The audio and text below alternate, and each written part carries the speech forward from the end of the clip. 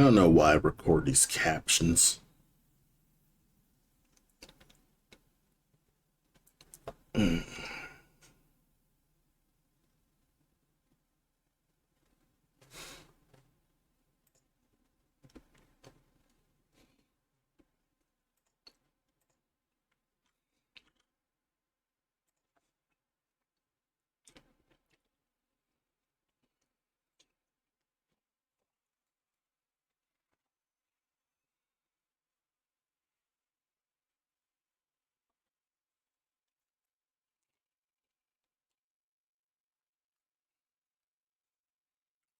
Scraper.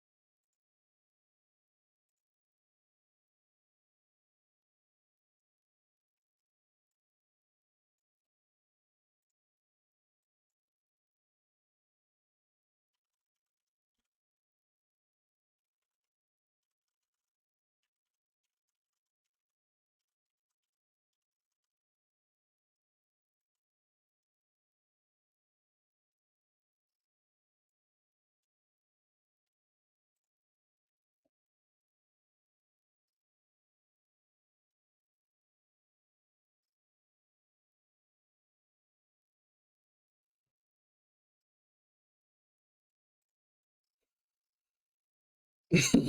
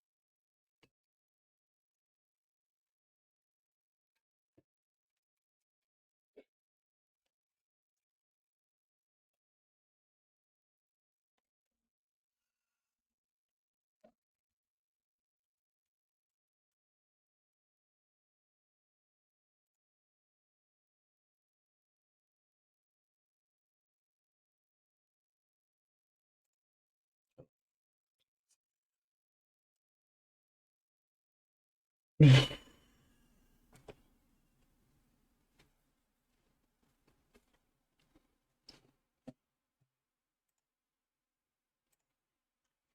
our second coffee.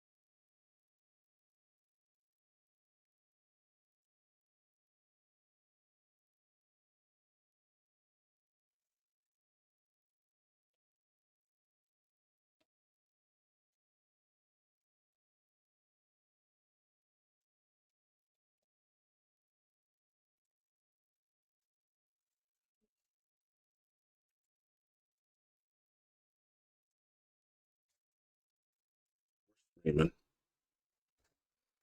Hmm.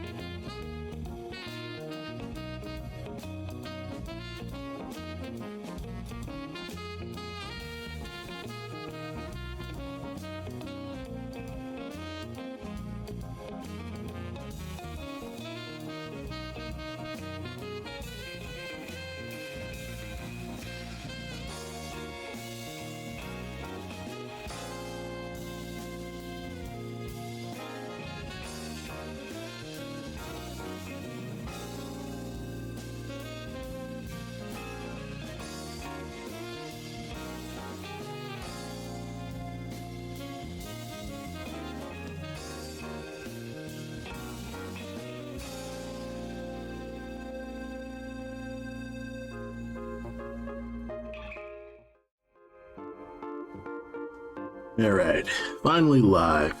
Welcome everyone to the Mastafran art stream. Today is February 16th. It's President's Day, whatever the fuck that means these days. But hey, welcome to the fine art stream. I have the day off. So, yeah, it's going to be some... it's gonna be a chiller stream. I'm not really gonna do anything extreme. For those who don't know who I am, I'm Mastafran, a artist, animator, pixel artist, kind of jack of all trades, master of none. Is still better than master of one, even though doing art still feels like a master of one. But I'm going to try to be a bit more positive about this. So hey, welcome. Hope you're all doing great, because I am, I'm doing okay. I'm kind of chill at the moment. Yeah, it's been a bit that you've seen me. For those who haven't seen me in a while, I haven't streamed.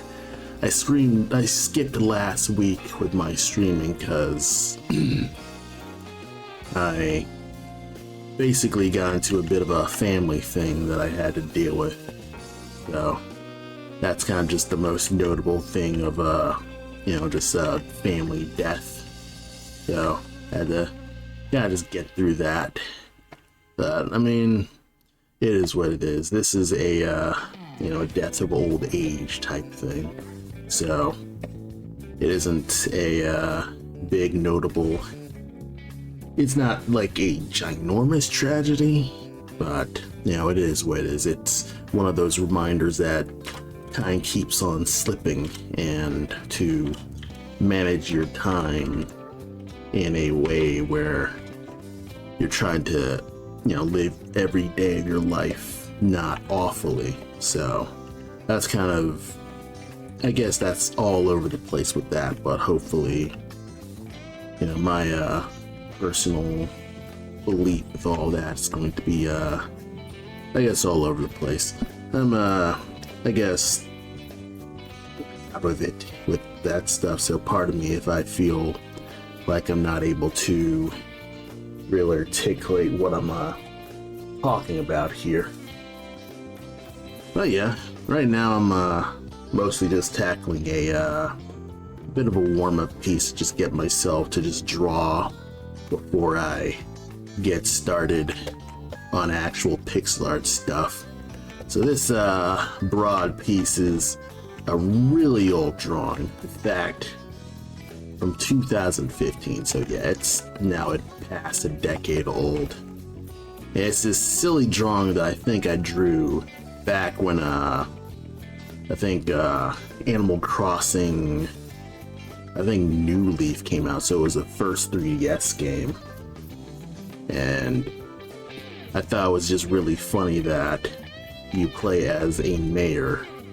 And I thought, okay, it'd be funny if the mayor of Metro City, which is Mike Hagar from Final Fight, and it was the mayor of this Animal Crossing world. And I made this illustration as a bit of a parody of this one Theodore Roosevelt painting. Let's see if I can't grab it here.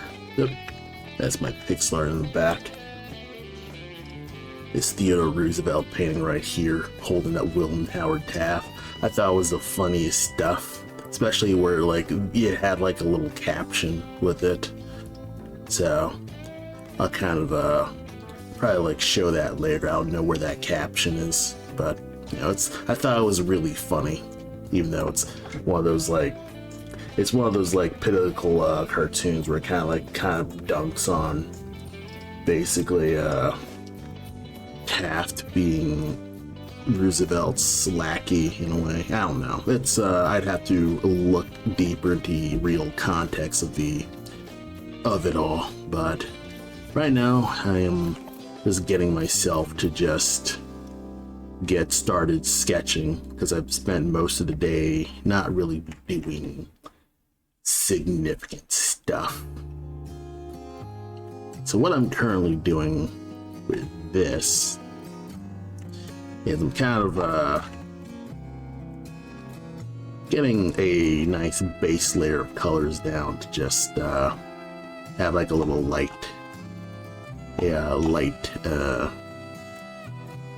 green, and then a slightly darker green.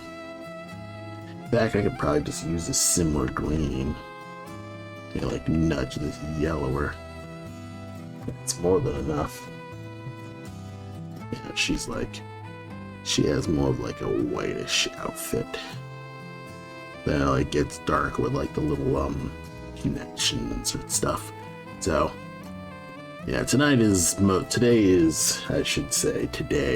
mostly like a warm-up day. I don't have significant stuff to do. It's mostly just me doodling and getting stuff down. Everything's red, so I'll use the pink. Yeah, I try my best to kind of like keep the color needs down to earth, which is gonna be interesting because I would probably need to use the same marker for Mike Hagar. Alright, am I done with this green? Yes. Yeah, her outfit's simple enough, so what I can do, nudge you down, get you more saturated, then push you towards the red that I want. And then that'll be the start of everything, and then it should blend just a wee bit. One thing that I've been trying to figure out how to get my marker brush working is getting it to kind of like have a slight like fade out in a way, like have the pixels like blend out, but I haven't been able to really do anything significant with that. Alright, got that down. Yeah, and I'm also trying not to get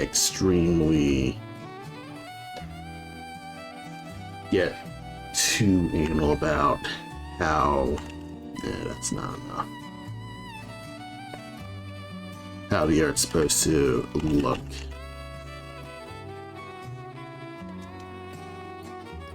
Overall, because the big gist of it all is that this is just supposed to be a warm-up. I'm not supposed to be spending more than an hour on this. Okay, her ears are the slight darker. Okay.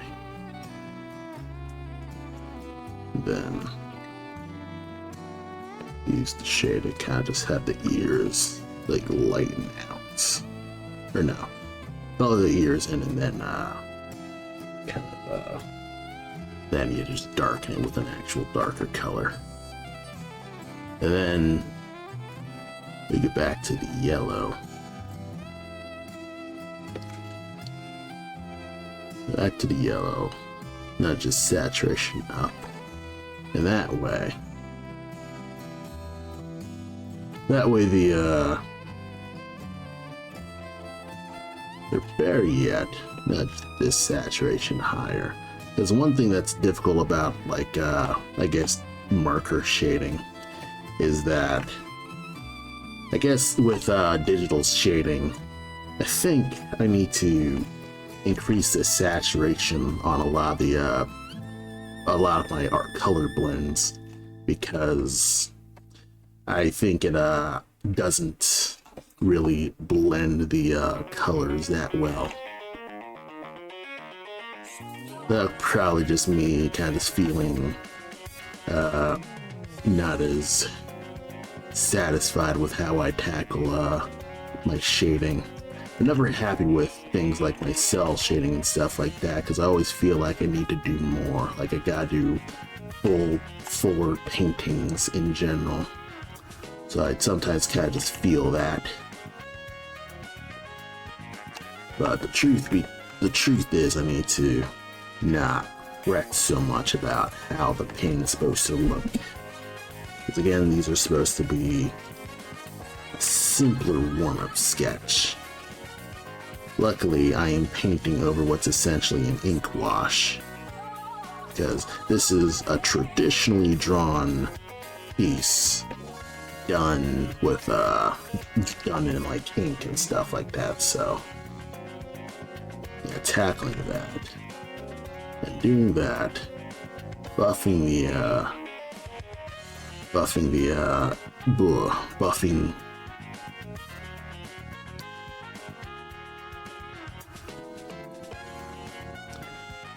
how it's supposed to look. Oh, this actually blends pretty well. I'll use you as a blend, but also try to like nudge you blue, or don't change it up, but just use the blue to kind of just blend. Yeah, because I'm seeing more of a blue in an original like sheet and stuff like that. So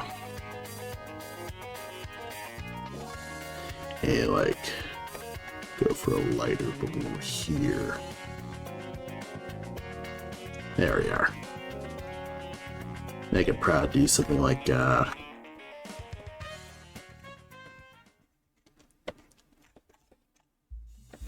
color the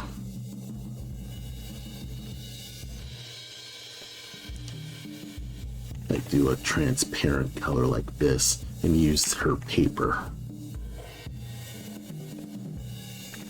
Heck, I can probably just use the paper of this to kind of like get rid of some color highlight. So she kind of like wields the white of the sheet a bit more.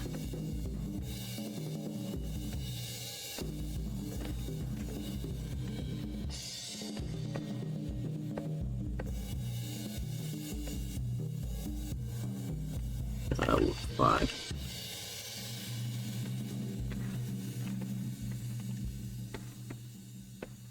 Yeah, use the white of her color, and that way it'll look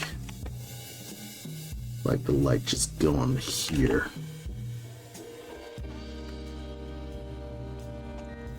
Alright, I got one, but excuse me. So now it's time for the slightly more complicated character, Mike Hagar. It's one of those just funny little things where essentially Mike Hagar is, you know, he's a typical like human dude. So, you know, he's very, very typical drawn. You know, you do the maybe like a light peach type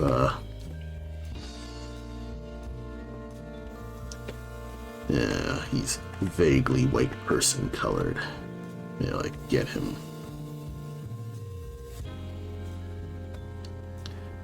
Yeah, that'll work.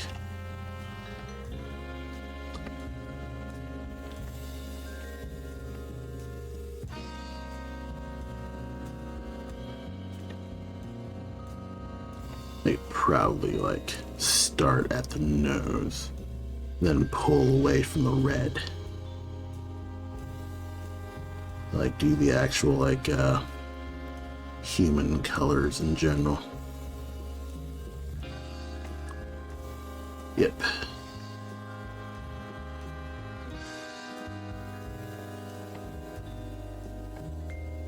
Just work off that. Yeah, we'll just go off of this. And then nudge you orange, but then desaturate you. That way the colors will blend. Good.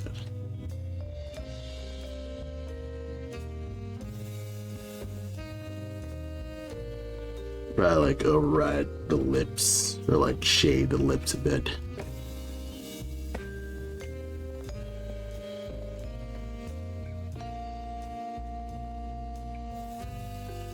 Probably saturate you up just a bit. Yeah, we'll just work off of really basic.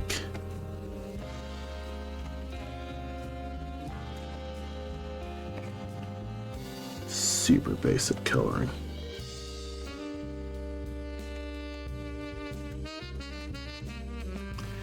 Yeah, the one thing that I'm still a little frustrated on when it comes to digital drawing is that it still never feels precise when it comes to how much I press versus how much output the pen gives me. That drives me batty most times, because if you make the brush larger, it tends to like feel much more I guess doesn't really just have my input in mind, and that can really just get my goat. Though I'm sure that's more of a me problem than the input problem. Like a lot of times I wonder if a lot of my problems with digital art is mostly just I am not willing to just let the tool just be the tool. Like I have to fiddle with the tool to just get it to work exactly as I want it to be, and force it to be a whole other tool instead of just letting this tool just be its tool. I mean, it's a legit argument. This is one of those things where I just get upset. I also just noticed that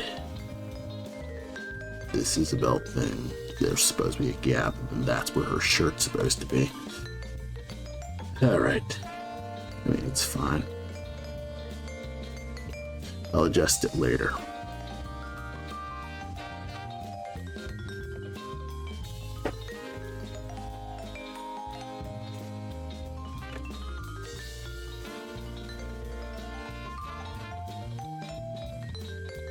Again, these are supposed to be warm-ups, and I'm kind of just getting unreasonably anal about it.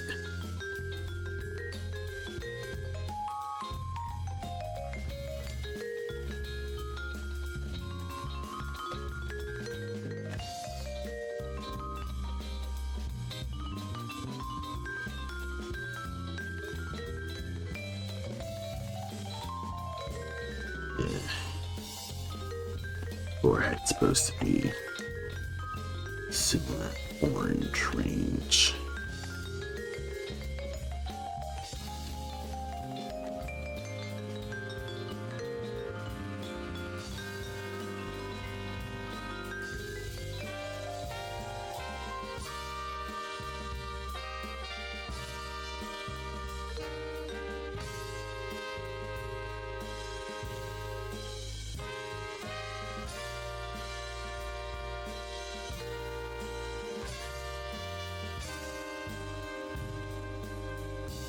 I don't know why I'm putting so much emphasis on his face that much.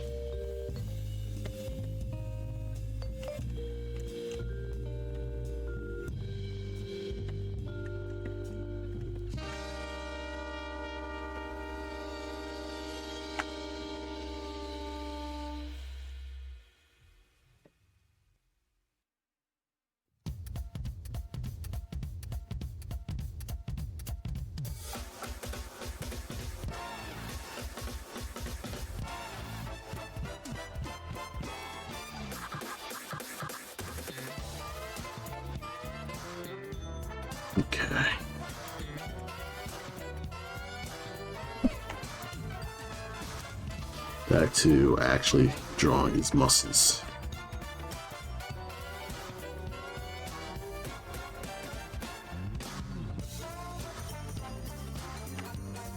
I don't even need to do this.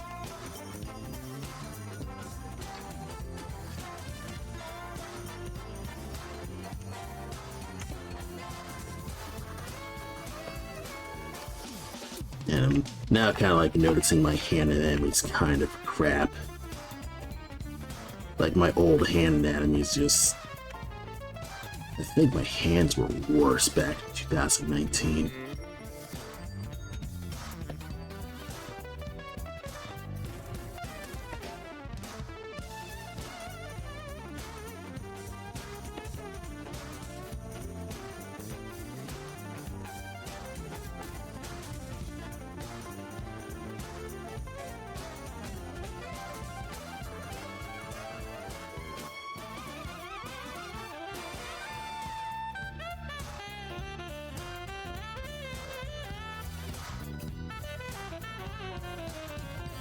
At least I'm nearly done with his skin.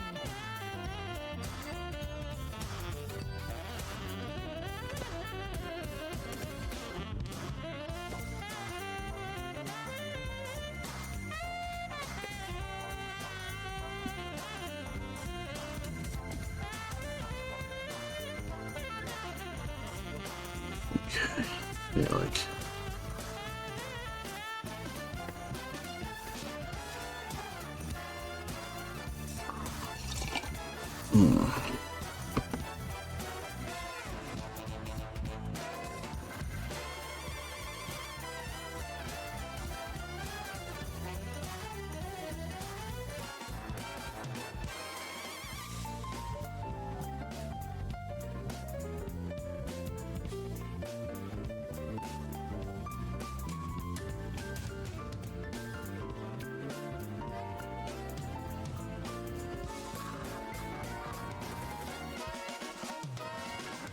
That's what that arm's supposed to be.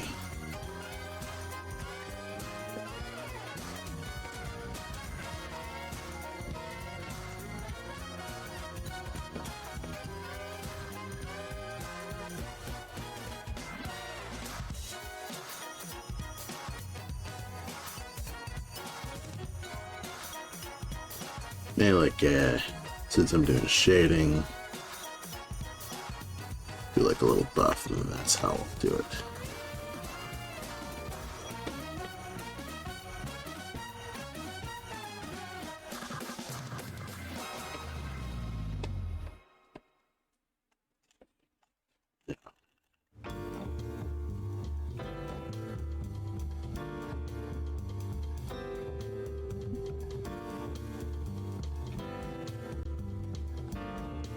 Yeah, I think that'll work.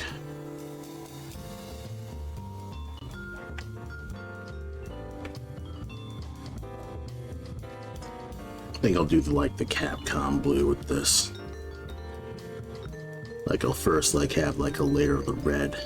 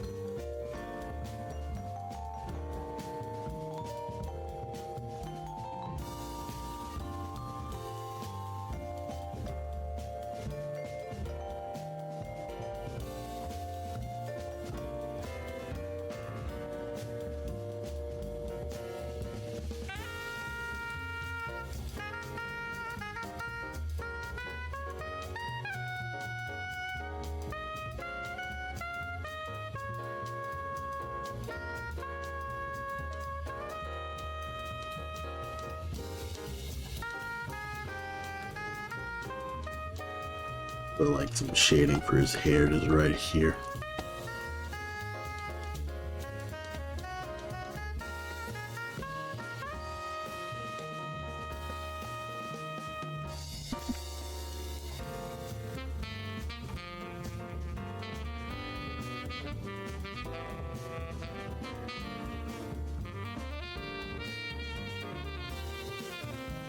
Yeah.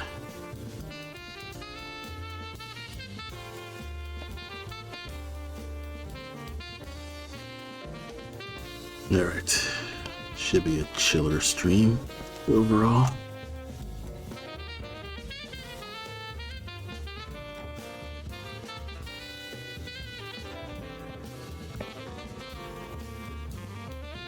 I feel like he's way too bronze.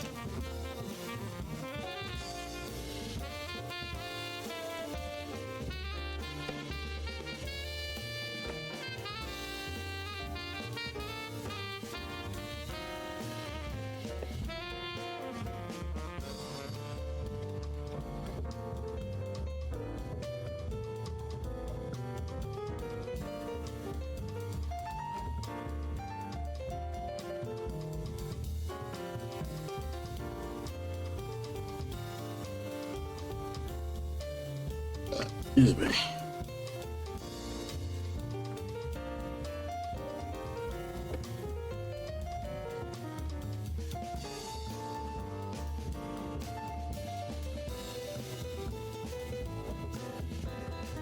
Okay. It shouldn't be so freaking yellow.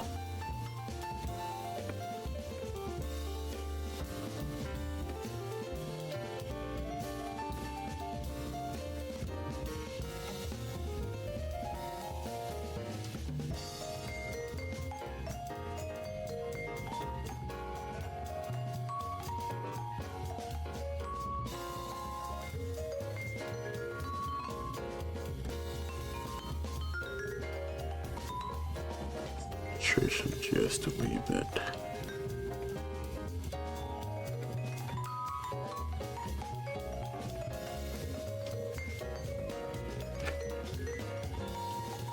Yeah, that's more than enough.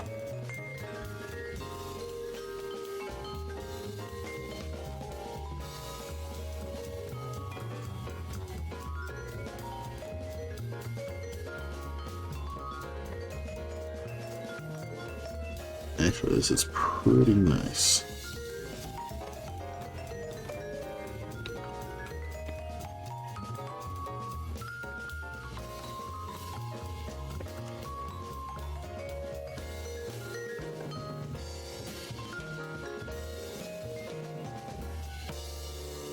I have layers and all that stuff.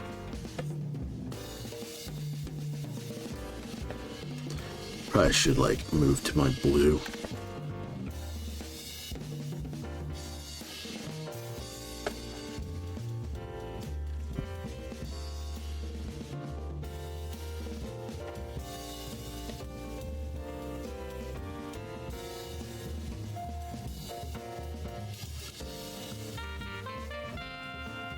You know, like a purplish. Yeah, purple feels like a crutch color to me.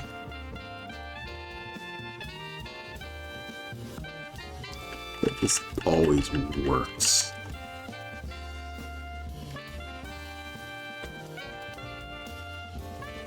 Yeah, purple just keeps feeling like a crutch color. That just keeps universally working. It's just a nice contrast, cool skin color.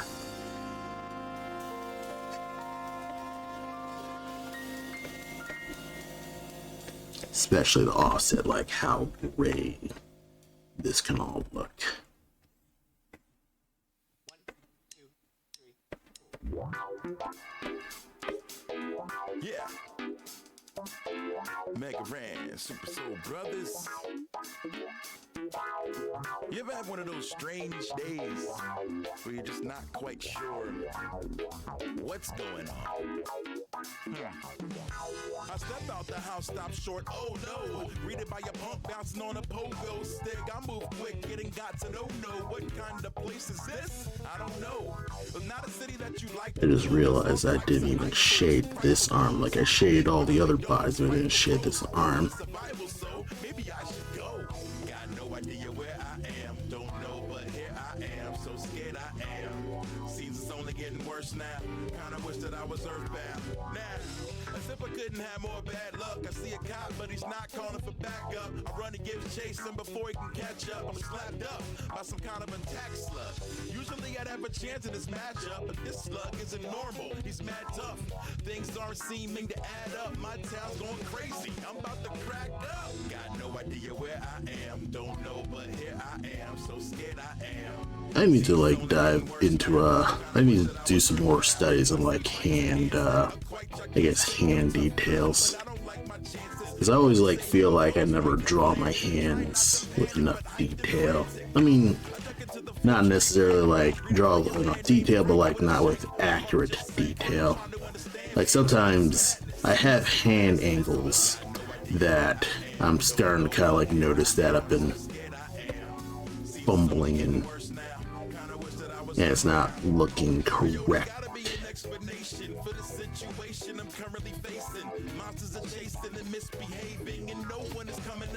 For me, it's just that I'm just seeing the flaws of my old art.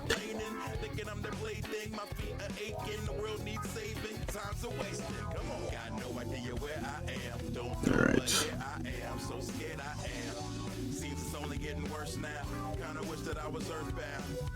See you be, but can I trust them though? Uncomfortable, it's been so untouchable. From taxis to records to pumps and ghosts, even piles of off now, that's just gross.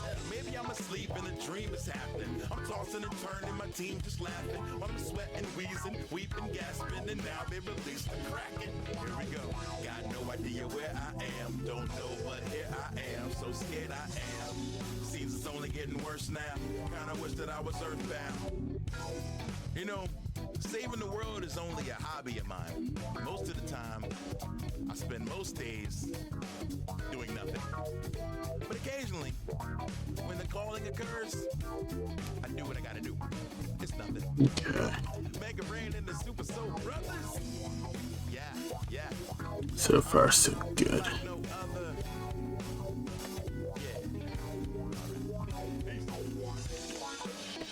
I could probably like use this kind of just fill in the gaps.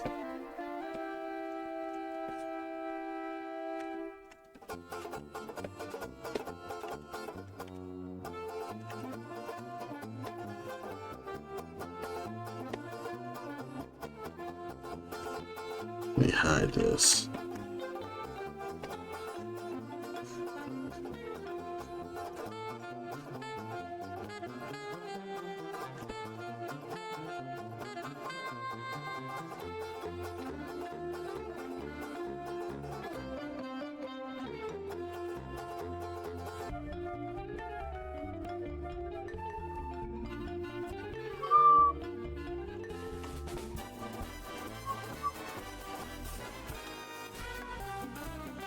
Alright.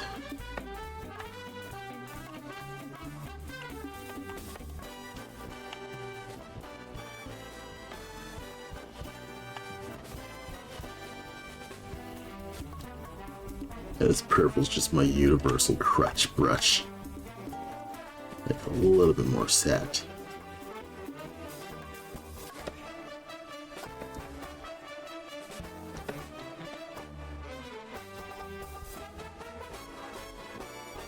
Okay. Yeah.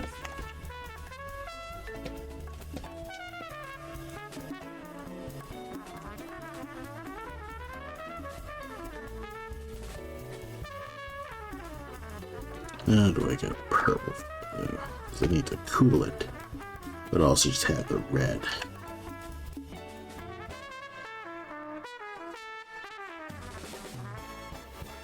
Yeah, that's just how I gotta just do it.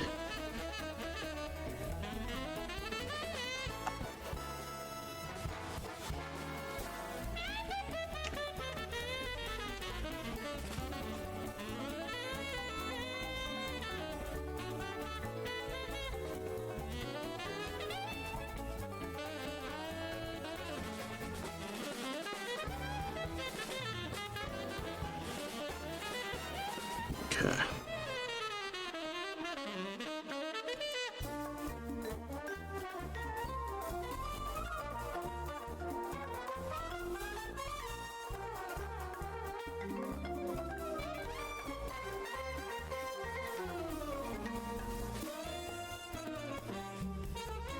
Yeah, it's difficult to say. Will this work in yellow? I just sorta gotta lighten you so you're not overwhelming.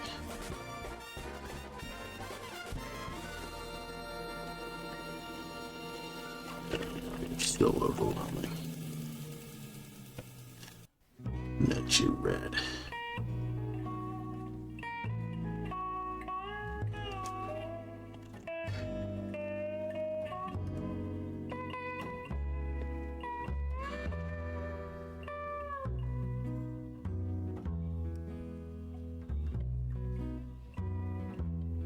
I'm like doing this purple, just get it consistent to, you know, my hair and stuff like that.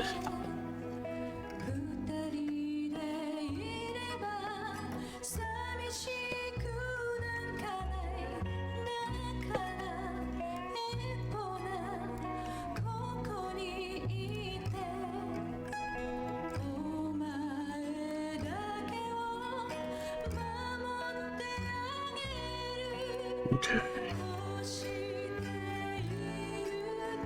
Manage to get this brush enough that you can feather with it, but I still just feel like it's just not as effective, like blending out the color as I want.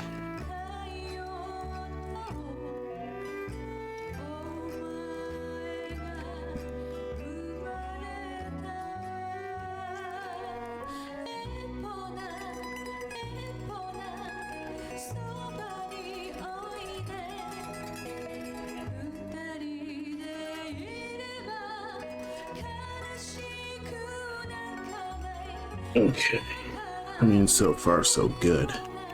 Control S.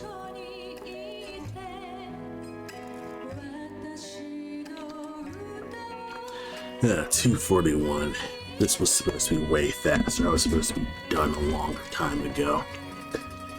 So I think it's half-assing time, where I kind of just try to just really just go in there.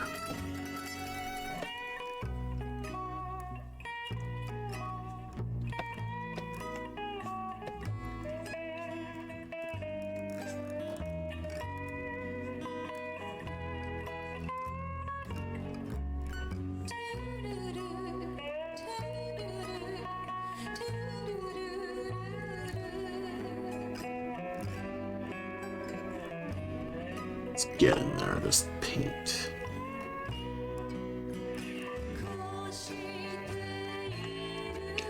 Again, this is supposed to be a warm-up drawing. I'm kind of spending more time than I should.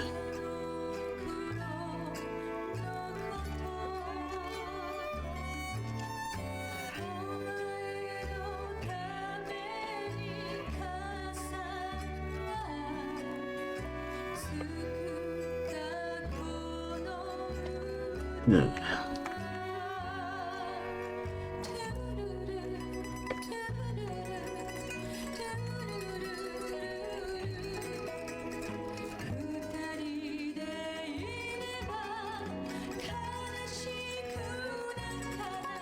Good enough.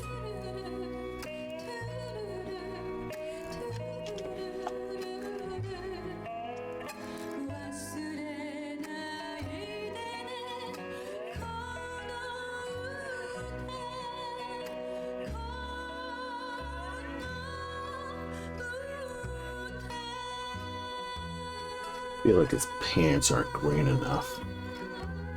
Are you supposed to have like green as fuck pants?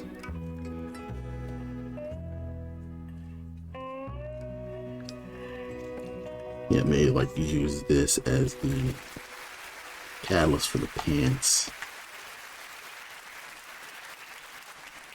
Have this shine better.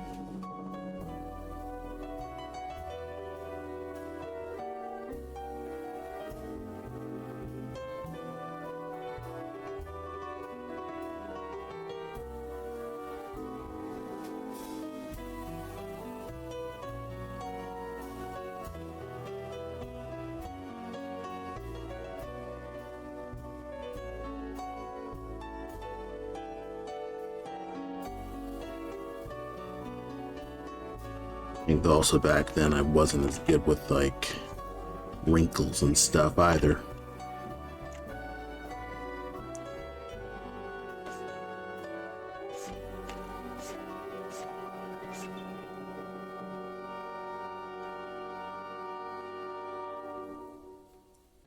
Okay. Let's desaturate you, add more blue, like a more desaturated blue to have the leg kind of just blend back.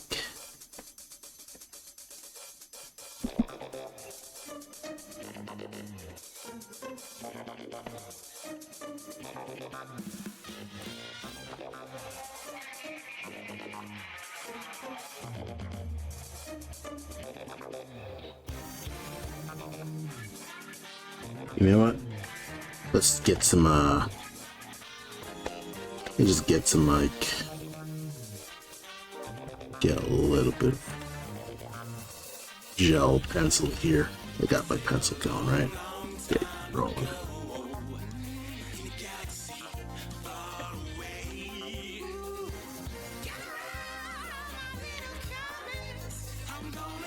Yeah, I used to use colored pencils with my markers to do fine details like highlights, or not highlights, but like rim lights. But I guess with my current marker style, I kind of like stopped that because I couldn't take markers with me at a convention. Well, I kind of could, but I was like trying to just get more portable with my pencil setup.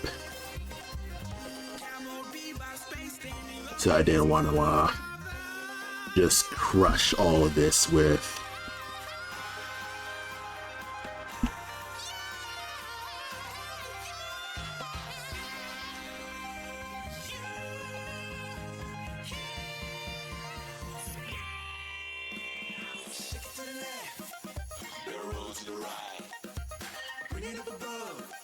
yeah, funny that this colored pencil does not represent an actual pencil, but it's just soft enough.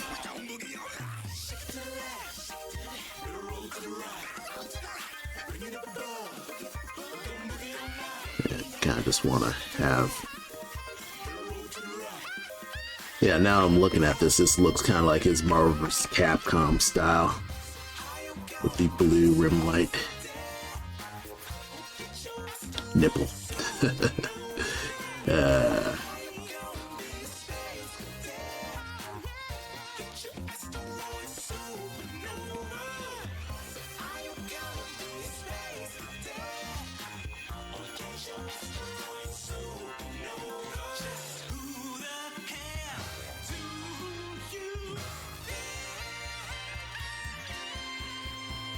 It's Marvel, baby.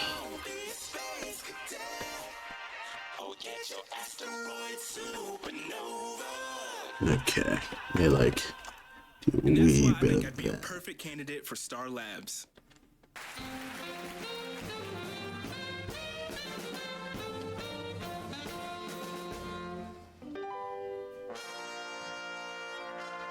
Okay. I also realized I hadn't even colored any of the buckles. I probably could like take some time to do that. One moment.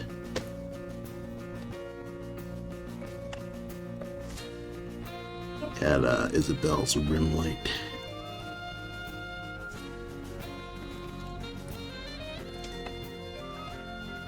The Marvel style rim light. It's kind of funny. There'd be like a Marvel vs. Capcom, but with Nintendo characters, which they probably could do. Like, I feel like Nintendo wouldn't be against it. Either that or they just make Smash Bros.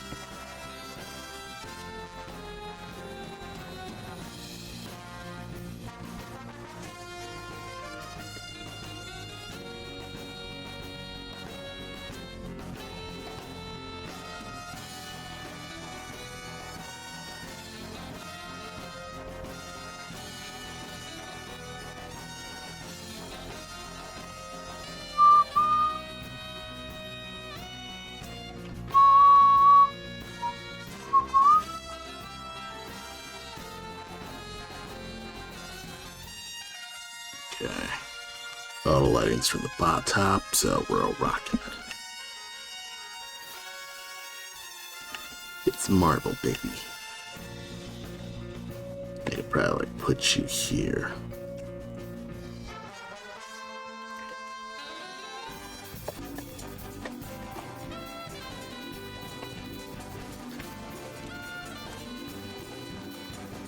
Alright, let's at least, I think the one thing that's, making me constantly need to have these menus checked is I can never remember which thing I got.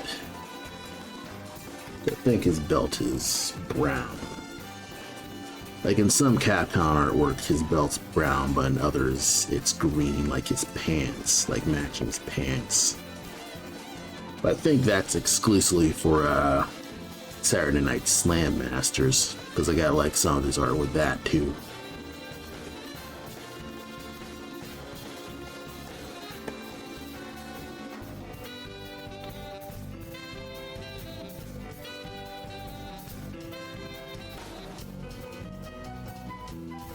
Okay.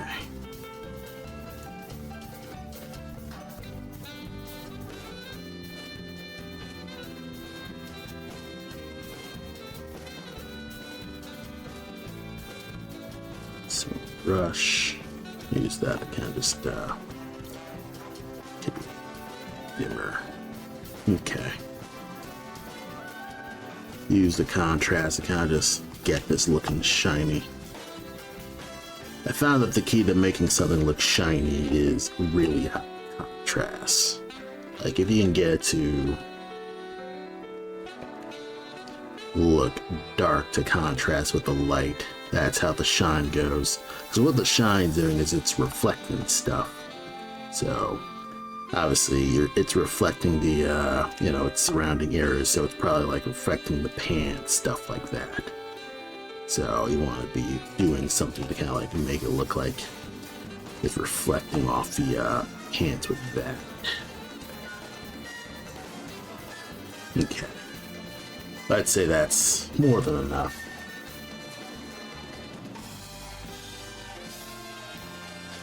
I will do some nudge green, little yellow, and just have little accent colors.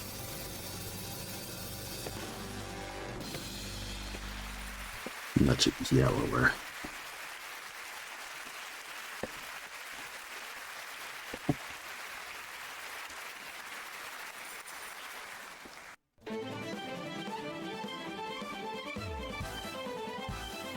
Okay. I'd probably like do like a gradient.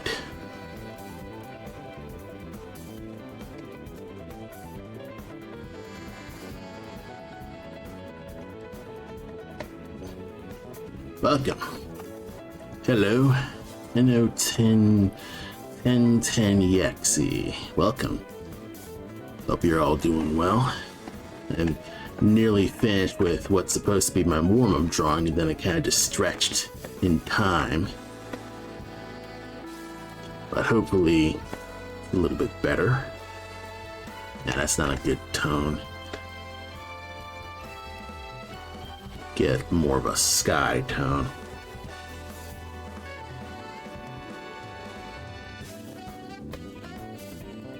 Yeah, that looks good.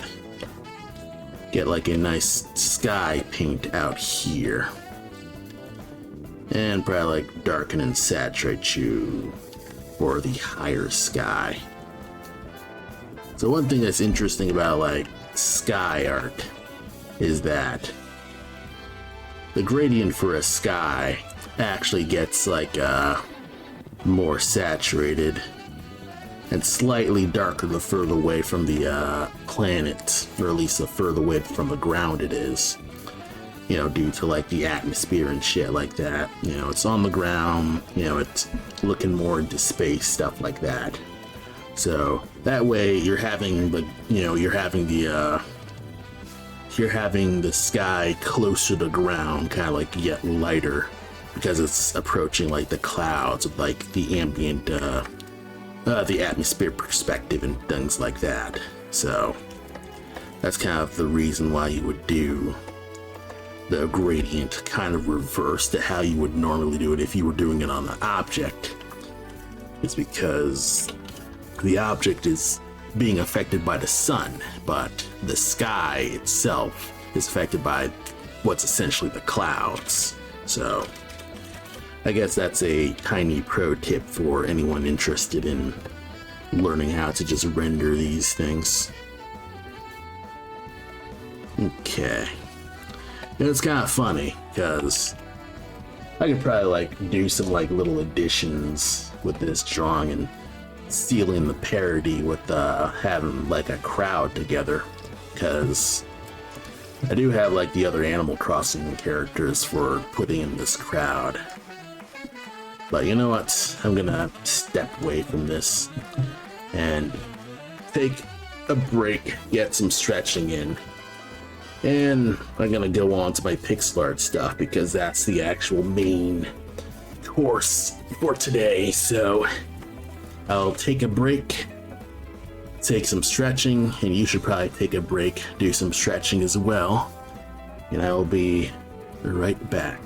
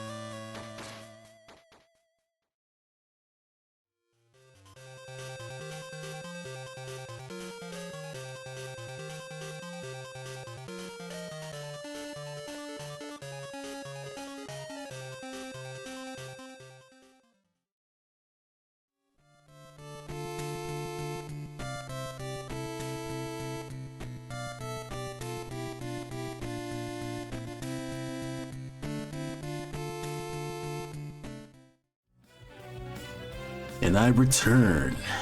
It's pixel art in time, so let's get to work on just getting some of this art done. I haven't really done anything significantly new, just I guess added this gradient here. Well, it could be in a whole alternate color, like a darker gradient. It's one of those things where I'm still kind of like pondering this. I just let this go. I don't even need the grid really. I just work off this and that's more than enough. So yes, for those who don't know, this is a cutscene for one of my games that I'm currently working on with a programmer friend. Currently, I'm working on a Game Boy style game about a raccoon treasure hunter named Cole, who goes around the world finding a legendary treasure in hopes to get rich and deal with his money problems. And on the way he ends up meeting several different like wacky animal worlds and lands and getting in trouble with the various different animal run countries. So this has been a game project that me and my programmer friend have been working on for a long time, and we're just in the process of just getting a demo ready and being like crowdfunded and all that stuff. I'm this is all my pixel art stuff, and my programmer, he does the actual game part of it. But yeah, right now I'm currently working on making cutscenes for the game and writing the story and all that stuff. But yeah, the footage you're seeing right now is just little bits of like pre-alpha stuff where you're seeing Cole running around in the actual game world and kind of just doing various actions, button pressing and things like that to just make it feel like it's actually gaming and stuff like that. So that's this is a giant thing that we've been up to for most of this stream and just every stream in the past. And I hope that this year will be the year that we actually release a demo. So stay tuned for that. So right now I'm currently working on a little intro cutscene where my raccoon protagonist is going against a Tanuki antagonist. So that's kind of like a little like boss intro thing where you'll kind of like zoom in on a close up and you're seeing him right here.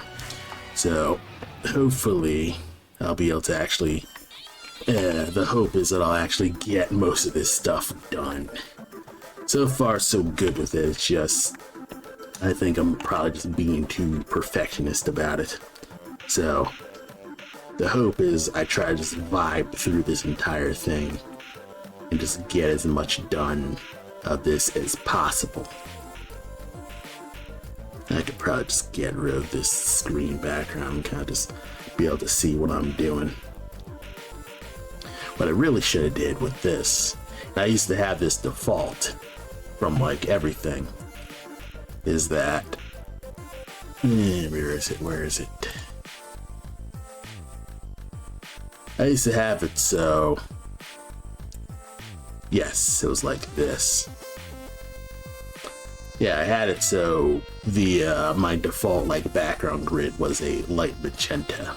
So the reason I do this is literally because other game developers do this, where, or at least not other game developers, but like other I guess older game developers. Like I've managed to get in contact with other people who did pixel art back in the day. And back in the day, they used to use a bright magenta color for their pixel art to make sure that their pixels were in the correct palette and stuff like that. And magenta was so far beyond like whatever natural color that you got that it'll stand out like no matter what. So if you have any holes in your thing, like this specifically, they'll stick out. So that's common for a lot of also, if you visit sprite ripping sites like Spriter's Resource, you'll probably notice that a lot of sprites have bright colored backgrounds, like magenta backgrounds, and that's so you can show that the sprite's transparent and stuff like that. Or you can just select all the pixels, and it'll get rid of all the non-needed sprites. So that's I guess a nice factoid. I can't like confirm how much of it is legit, because other people will do their own workflow with that kind of stuff. But that's kind of how I've been tackling my workflow, so it is what it is with that. Now, there's no one right way to tackle drawing a thing these days, and I think the one thing that I'm trying to get better at is just trusting my own decisions, instead of just constantly asking for permission about, oh, what's the good course of action here? Well, I mean, you're the one making it, so just freaking do it, bro. So that's kind of that's me kind of like trying to just push myself to not be constantly asking for permissions for creative decisions, because if I don't know what I want to do with my own work, like, why would anyone be confident in me being able to do that work? Like, always constantly asking other people their opinions and asking about outside validation and stuff like that, it's just going to lead me to constantly second guessing every freaking art decision I make.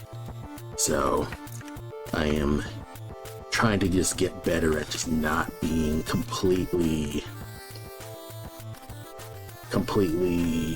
scared of just making a actual real decision, instead of just, just trusting my gut at first.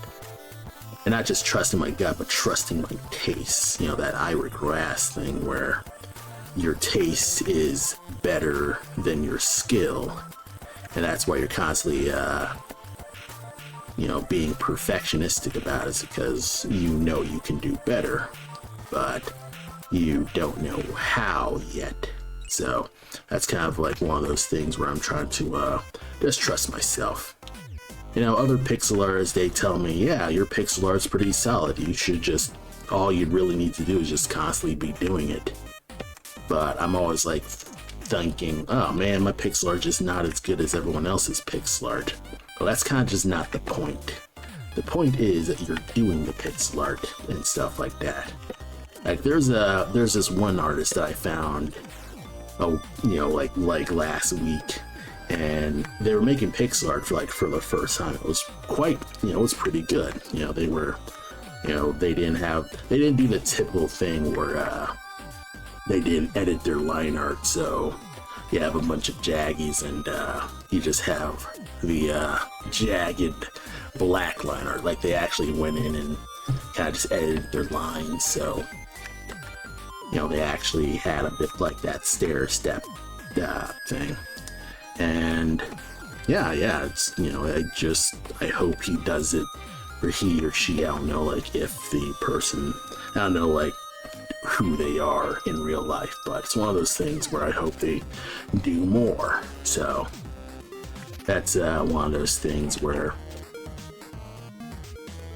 I kind of feel as if people are probably not as, people have more skill than they give themselves credit for, and I'm trying to also feel that as well, where I probably don't suck as much as I keep telling myself. It's just, you spend so much time like feeling like, oh, everything you make isn't worth making, but it's kind of like, well, who are you to frickin' decide that, You're not the CEO of Taste Change, Plus, you're the one not just doing stuff out there. And if you're such an expert at what constitutes as great, then you'll be able to make something absolutely appealing to people, right? Right. So, you know, as much as I want to be like, oh, you don't need to, you know, as much as people want to be like, oh, you don't need to be a professional chef in order to actually know how something tastes like shit. I argue that you're not even the one actually tasting shit to know if it tastes like shit. No normal human eats shit. Like, no normal human goes out of their way to be like, yes, I'm going to make shit. So, it's kind of one of those things where I'm kind of like, yeah, like, until you're actually doing it, your word kind of is pointless to me. So, I try to at least just be more trusting in my own decision with all this stuff. So, it is what it is with that. I like do this.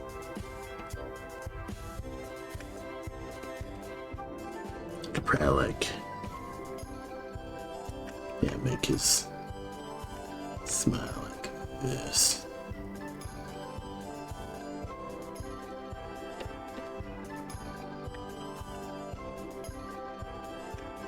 I like do like paw style here.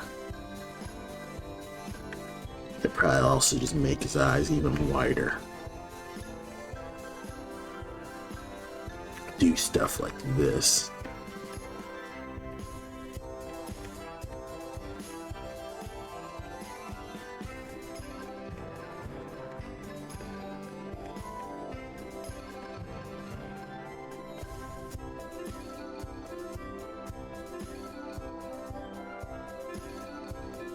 Like do something like this. I use a lighter color so I just look like his eyes are, you know, kind of just fading in with the line and stuff like that.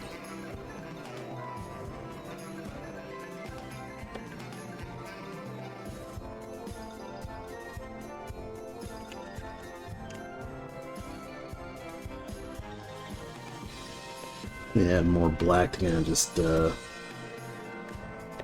yeah, I'm also looking at my, like, preview window away to try to see how good it looks at a distance. And kind of just gauge which pixel would kind of sell the fact that this is a, this character is like this.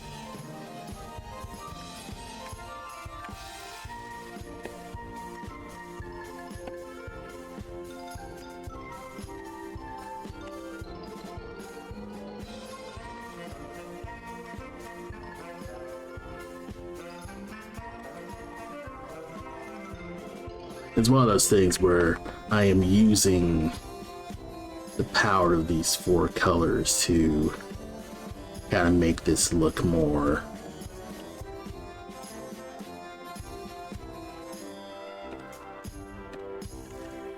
make it look much more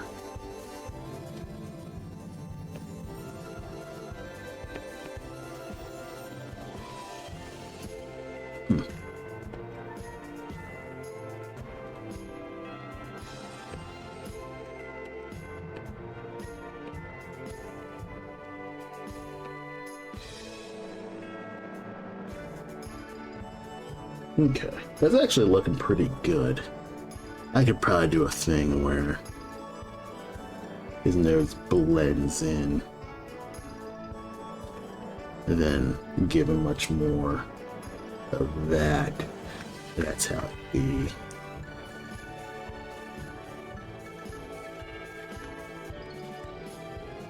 To do some more of a blend thing. It's one of those things where I can refine the face as much as I need to, because I think at this point these pixels are there to kind of just make, you know, give that illusion of detail. Because when you're zooming in, you're kind of like, oh man, this looks like a gobbledygook of pixels. But when you're actually keep an eye open of it being zoomed out, it actually looks much clearer.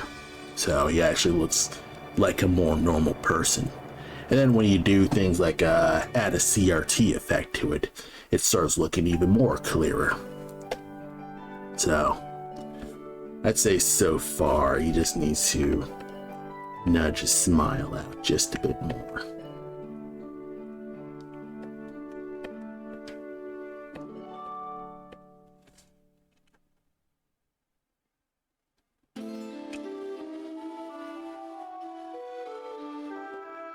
Yeah, like have his smile even wider. Because he's supposed to be just a bit unhinged.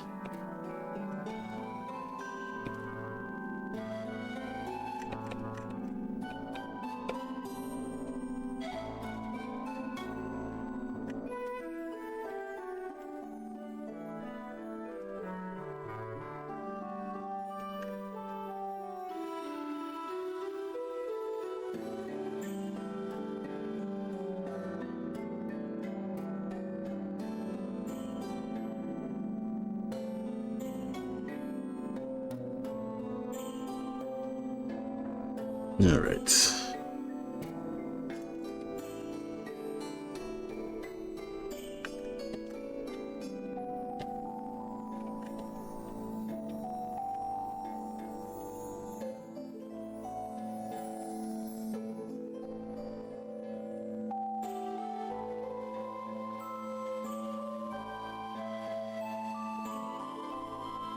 Yeah, this arrangement of I think this is an Oracle of Ages song, but it totally sounds like it's from like Secret of Mana, like that music style. I don't know if a composer from Secret of Mana worked on the games.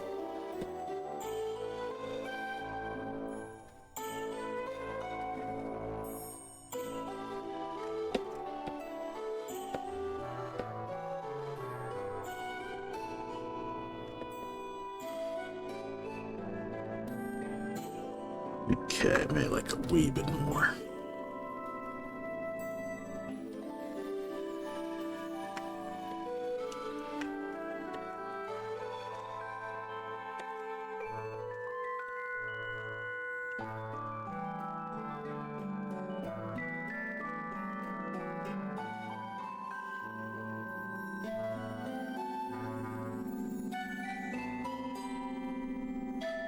Okay.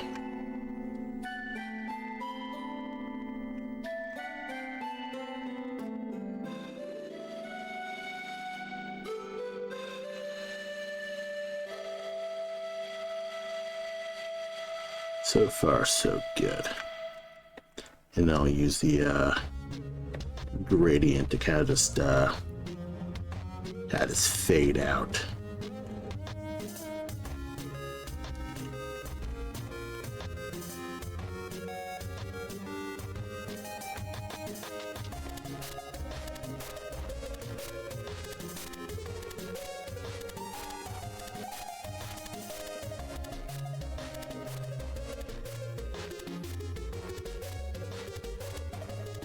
Yeah, like a wee bit more black.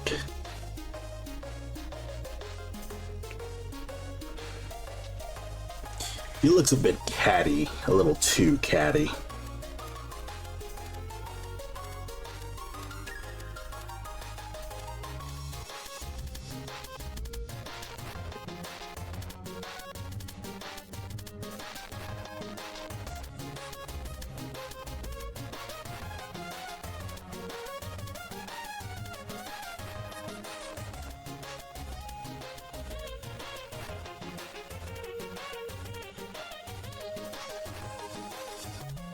Get that looking good. Like have maybe start just using the colors to kind of just fade it in.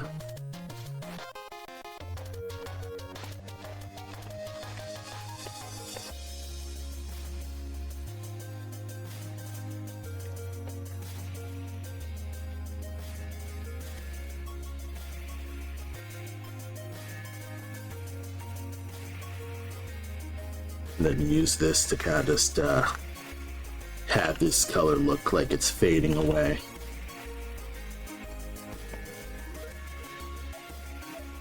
or like soften the edge just a bit more.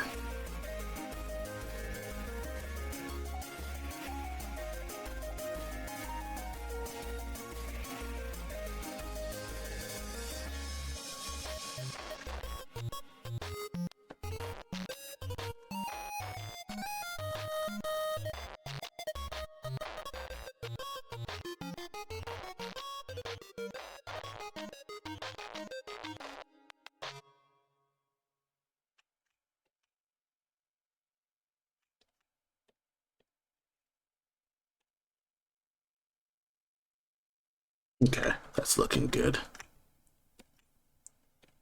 Get you up here. Did I run out of music? That's impossible. This playlist is supposed to be an hour long. One moment. How does it just run out of music? This is supposed to be a 7-hour playlist. Ah, well.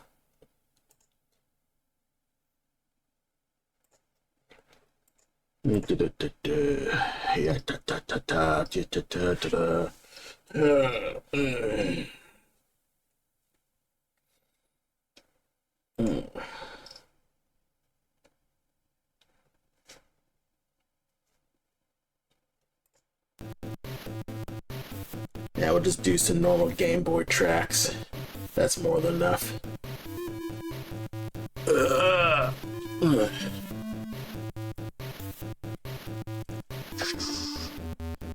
And Donkey Kong Land's a very underrated game.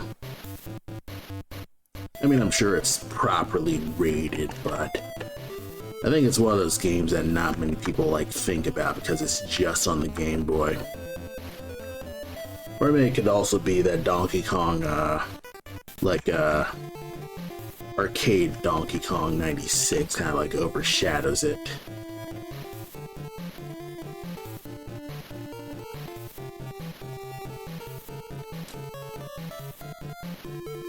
You know what? Actually kind of like feeling like Sana's fur is kind of just too curly.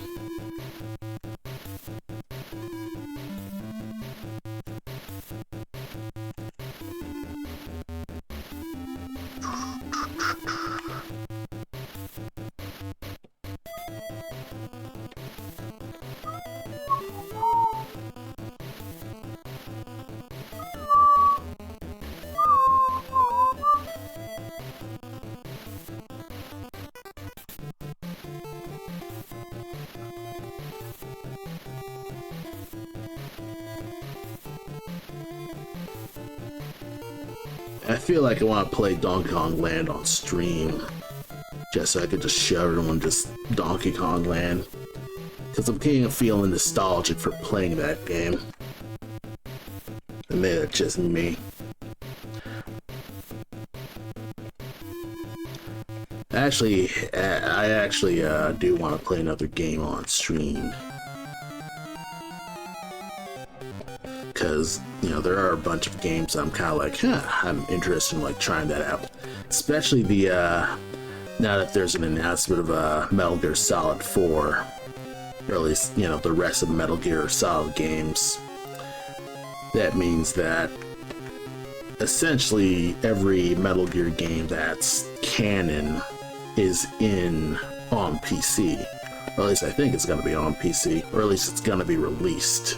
So that's fantastic for everyone who has been missing that out.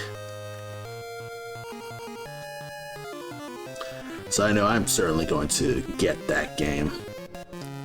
And it's also very likely I'll pay full price for it because I paid full price for the initial collection like an idiot. I was waiting for it to go on sale, and it just wasn't going on sale, like even during the winter sale. Like, you know what, fuck it, I'll just buy it. So that's kind of just how I you know, just bought the games.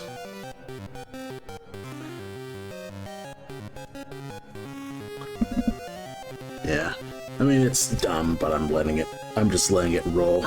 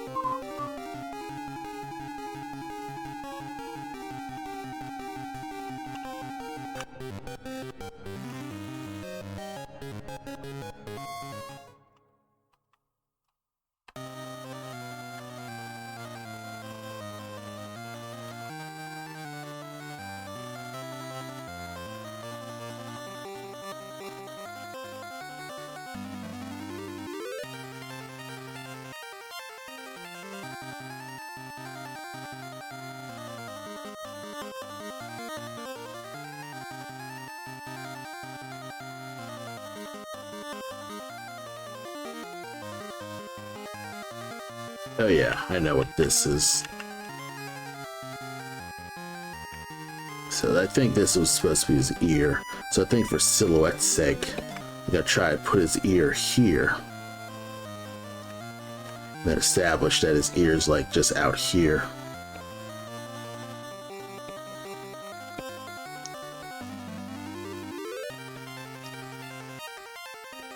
Then use this color to kind of just have it blend out.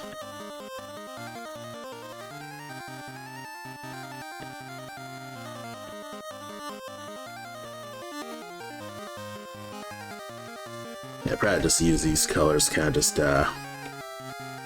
blend you out.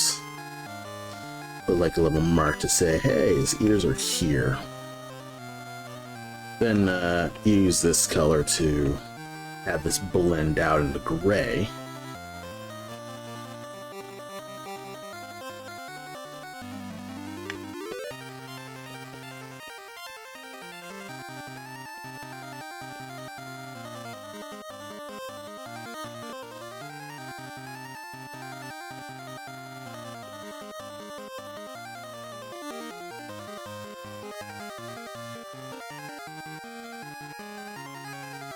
Yeah, let me like have it gradually just vanish in.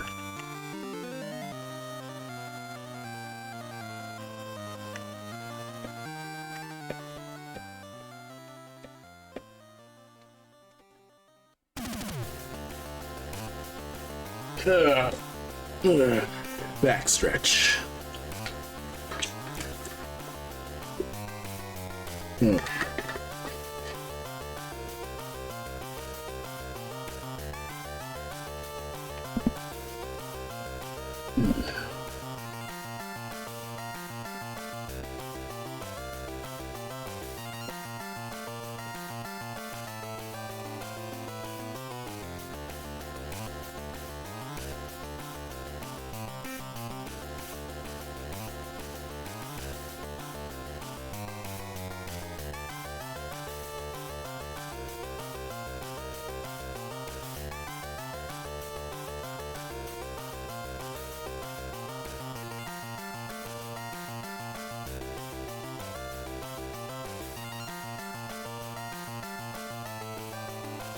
Okay.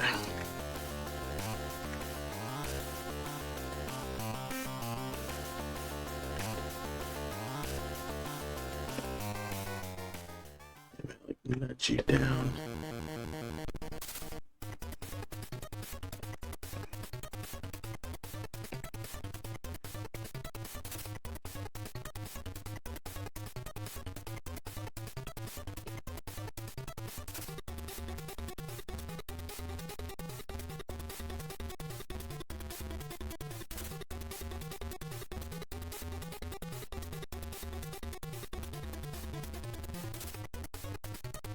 And probably just get rid of this patch of fur to just get this here.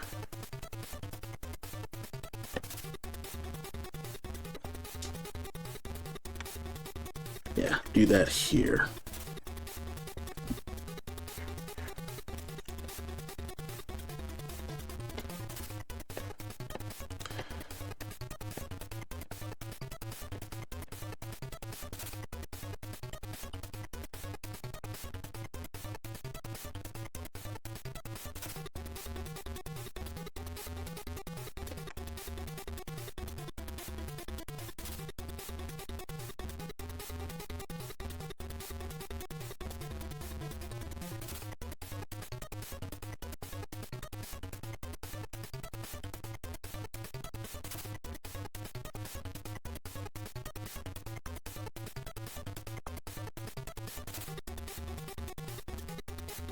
Okay.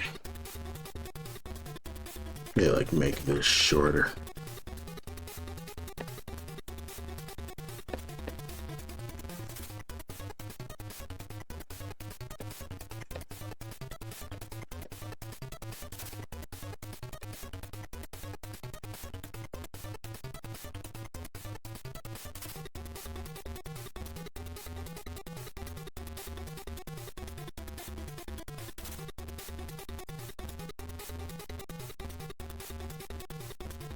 Okay. Yeah, let that go. Realizing that I'm kind of doing a lot of stuff to make his fur sweepy, when it shouldn't be sweepy, it should be more like brushy.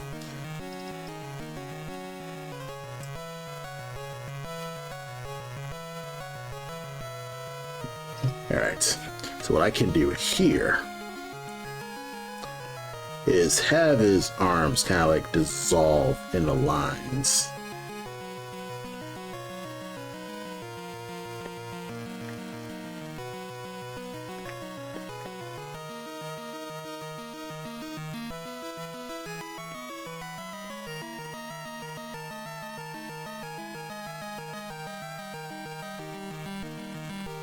Is have his our hands like dissolve in.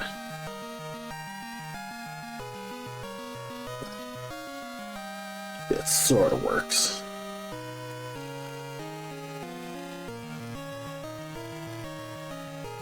So far, so good. I don't like how this arrow goes. I think we're just gonna have it straighter.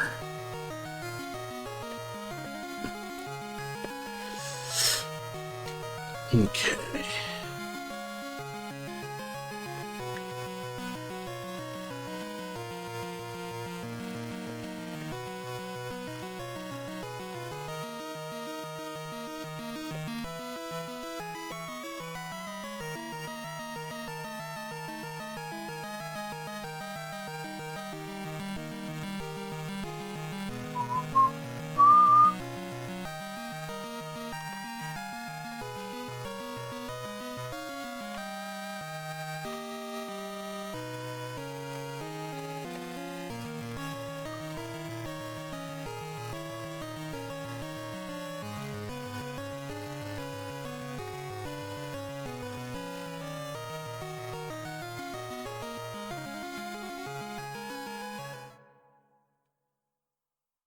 Actually, that looks better.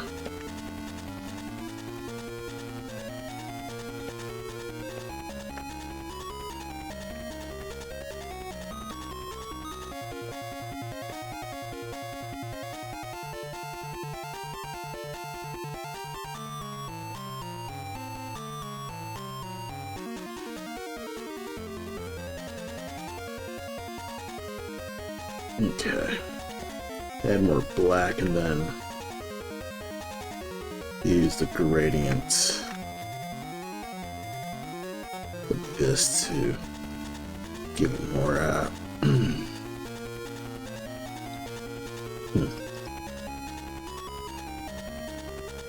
I also feel like this looks more like a heart than a leaf.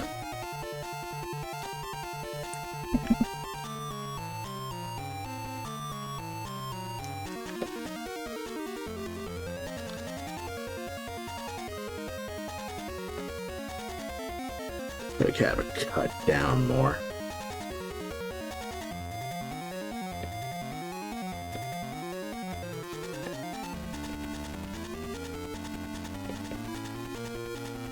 Gotcha.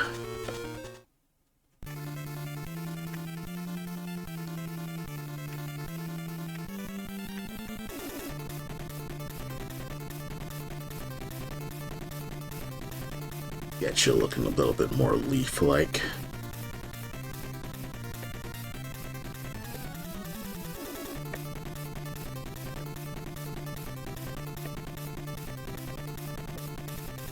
Yeah, just push this leafness much more.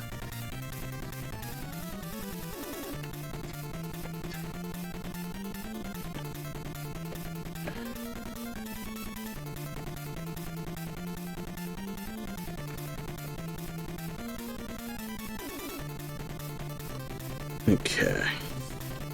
I nearly got done with this. Actually, I still need to refine the bow. Just when I think, yeah, I'm nearly done with this, or at least I'm ready to let this go. Alright, 1 second. I need to step away.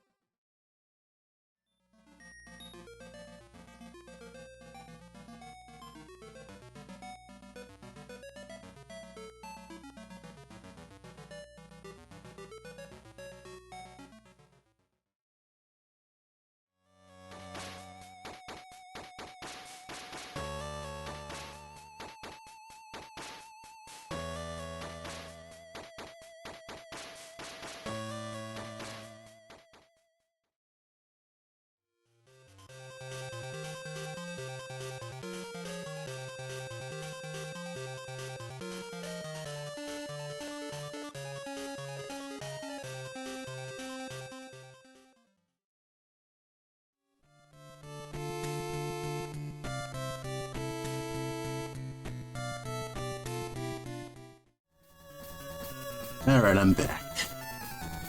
Sorry, I had to tackle a little phone call.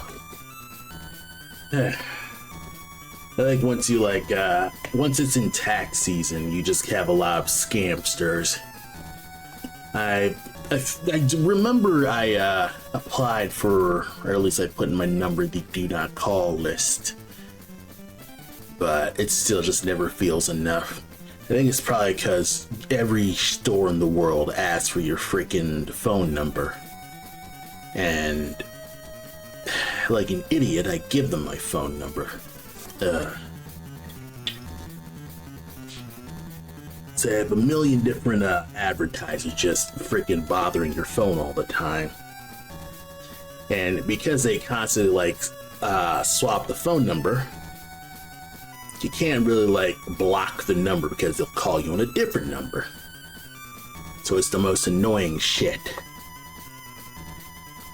And it's at this point why people absolutely just hate taking phone calls. It's not that people hate calling people on the phone, or talking to people on the phone. Is that the experience of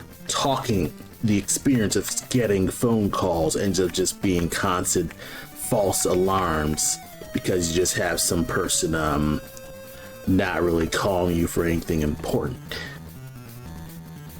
I think that's probably the reason why a lot of people just don't like taking phone calls in general. Or at least that's kind of my own personal beef with doing phone calls in general. I have no problem talking on the phone. It's just usually when I'm talking on the phone, it's never for anything important. So it ends up being one of those things where a lot of these times you're on the phone, but it's never for anything significantly important, or it's something that's a little high pressure, like a bank thing and stuff like that. So to me, that's also the reason why people don't like being on the phones, because of the stupid bank stuff. Which I'm kind of contradicting myself. Yeah, that might be it. And I'm just contradicting myself overall. I don't know.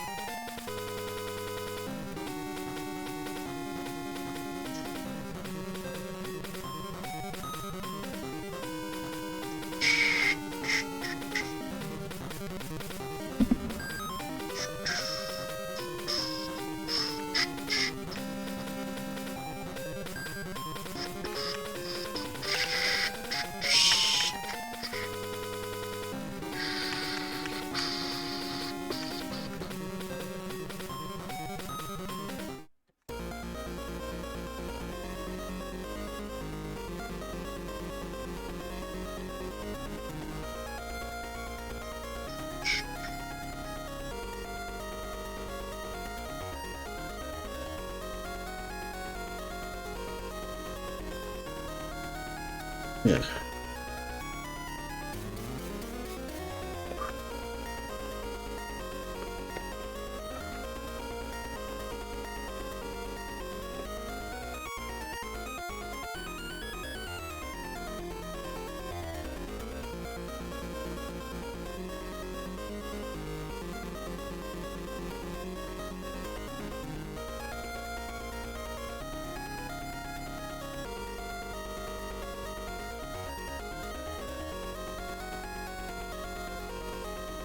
Uh.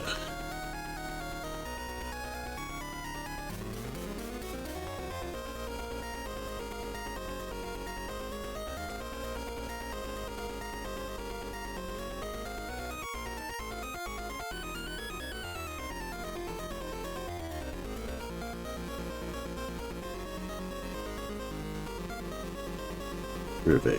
Okay. Yeah, let this go.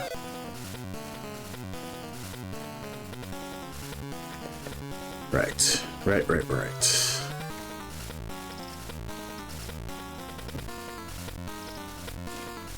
I could just get this here. Just end it on here.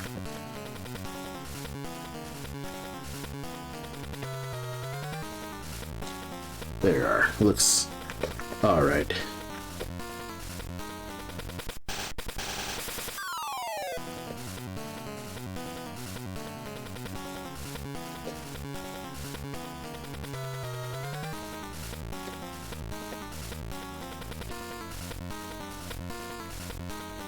So far, so good.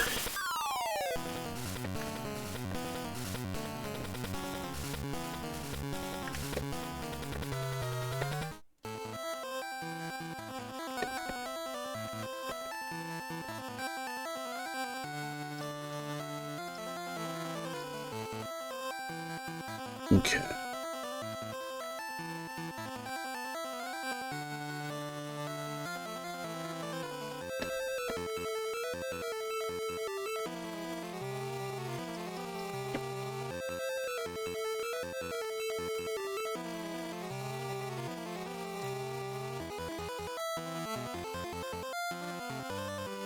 Okay.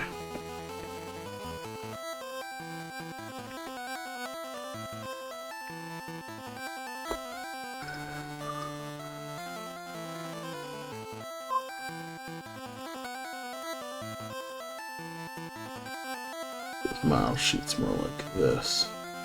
As a rope tie. Well, I need that rope tie, kinda, sorta.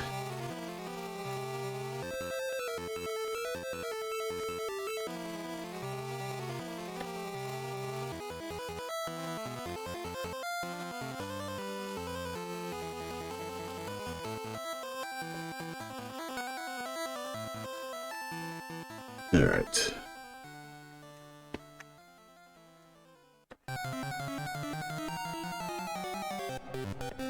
I could swear this plate already.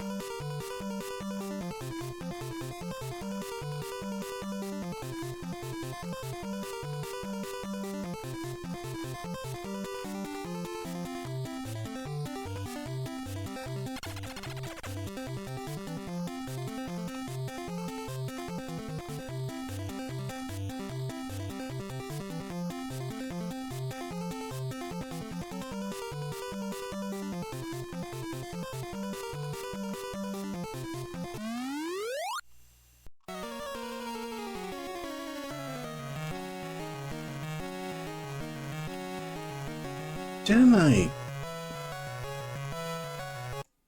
I think some of these songs are in the playlist twice, and I'm not noticing.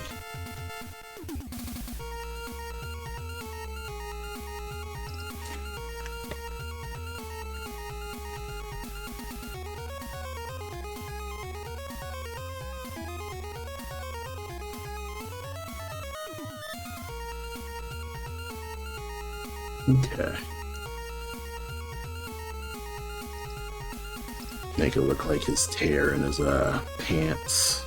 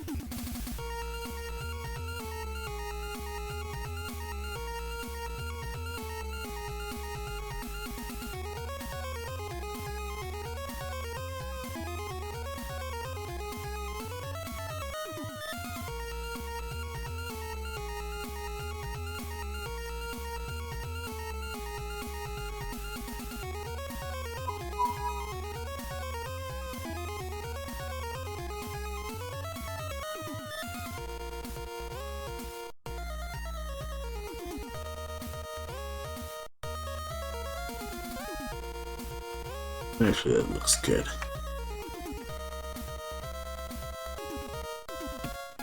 Slight rim light. Not bad.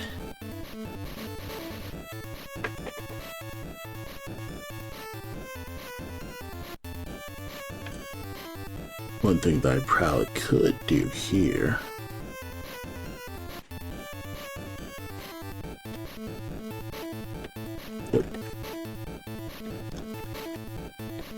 When all else fails, add some motherfucking dithering. Need dithering here, bros.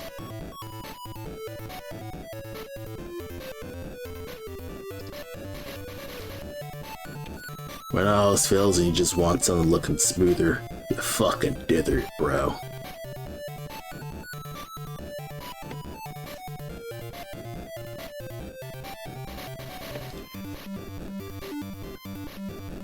It doesn't even need to be an extreme layer.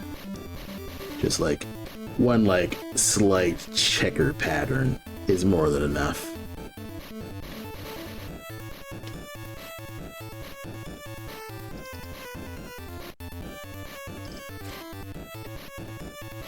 Just something to kind of just get it looking like it's gonna be gray. It's blending in. Really smoothing away. I wonder, does this feel like kinda?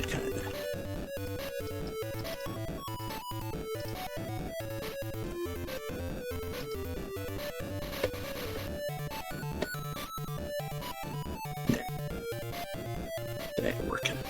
That's also not working. No.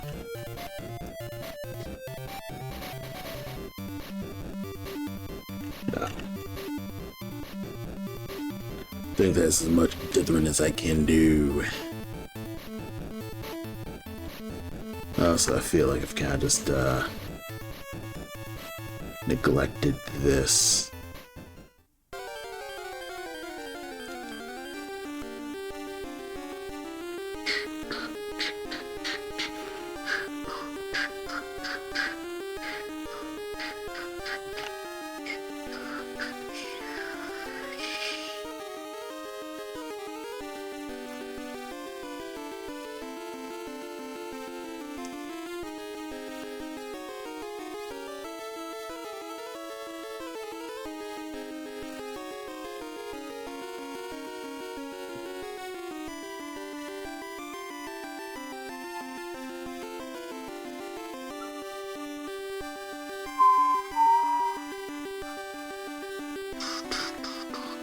Alright.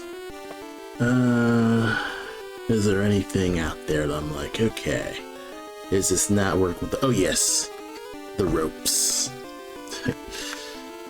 Need to at least establish that the ropes are ropes.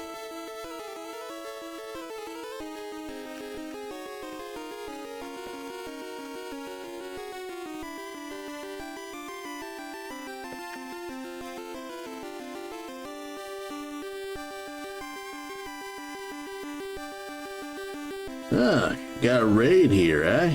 Welcome, welcome. New Jersey TV.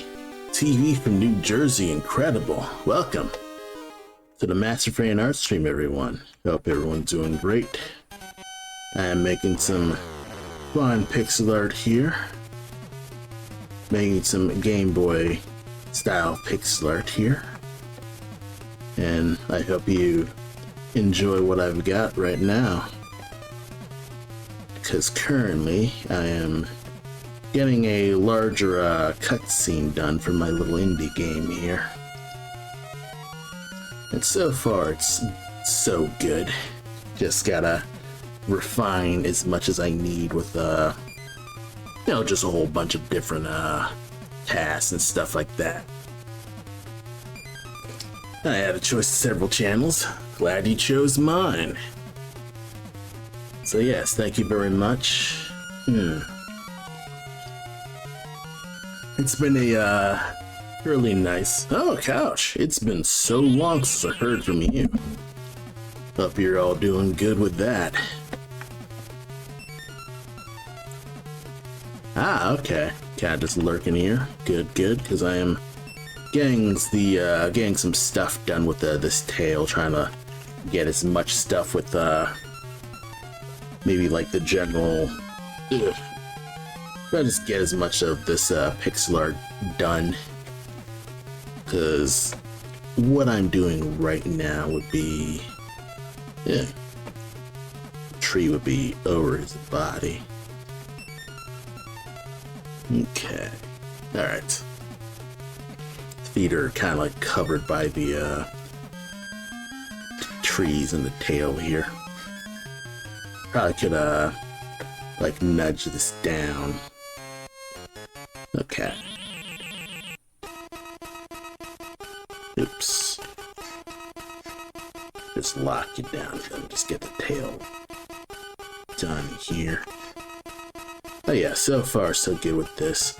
I am in the process of like working on just getting this in a place of maybe like polish. Like, I really should be working on these leaves some more, but the focus character is Nad himself, so I gotta just get as much down with this. Probably would be able to get way more of this done if the freaking gradient, if the freaking pen just let me just select the pen pressure. To say like, meh. Because it doesn't go 1 pixel in your light. It's always just the 4 pixels, and I still don't know why.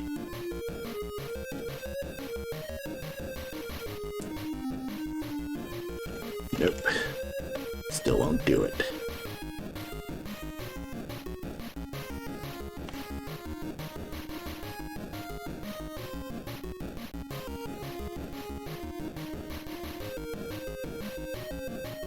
Like, just do this.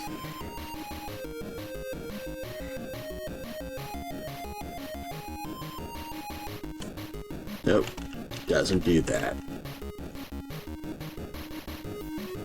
Yeah. See how the gradient, you think, okay, gradient does this, right?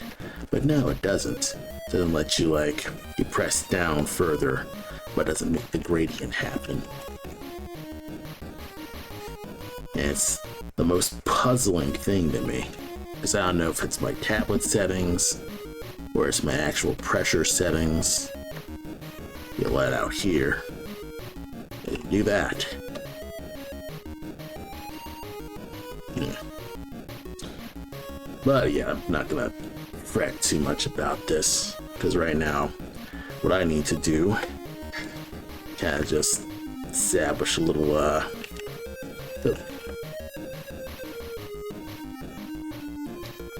just establish just where the tail should be. And everything else will just fall in place. Probably like get rid of little bits like this. And do stuff like this and that way.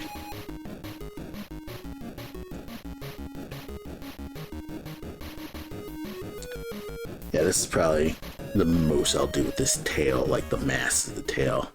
And then I'm crap with my outline thing again. Effects, outline, Shift D, so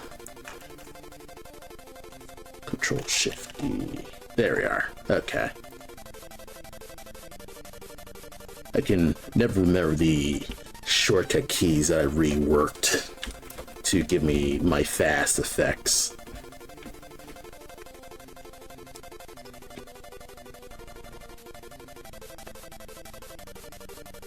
But so far, it's been pretty straightforward.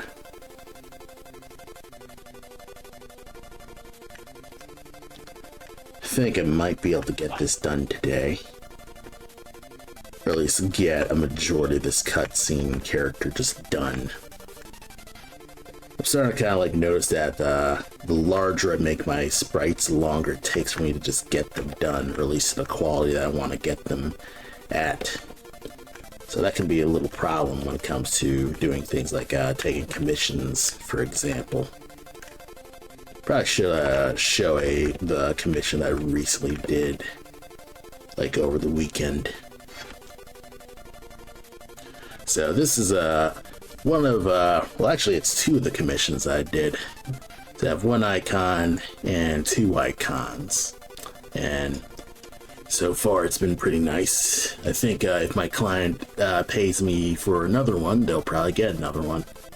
But yeah, kind of just did these icons. Took around a week each. And I've just turned out pretty well. I have been doing some little experiments with like trying to go away from just the typical just use black liner and try to use like anti-aliasing to kind of just give it a little bit more like blended lines and stuff like that. And so far it's been alright. It's just I still have a bit of trouble kind of just planning for maybe like real like value changing and stuff like that. But it is neither here nor there. But you know, I'm pretty happy with how I finished it all, so that's been pretty nice with that. Yeah, it's a far off cutscene. I don't think I need to worry about this. But I can just get back to this. The music stopped again. Okay.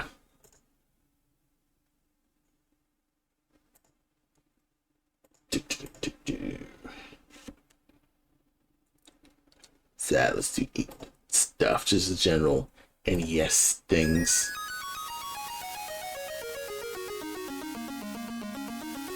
Meh.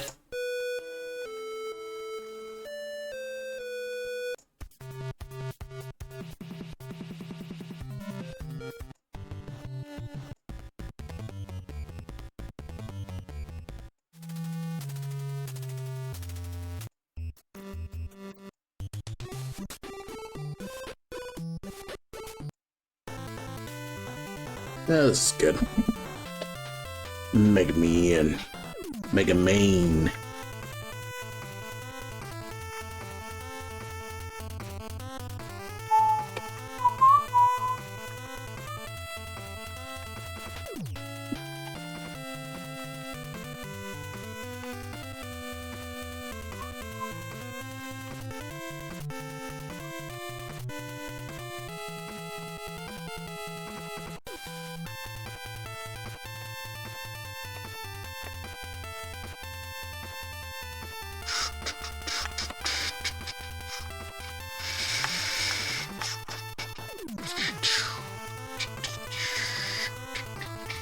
Alright, I'm probably just getting a little too precious.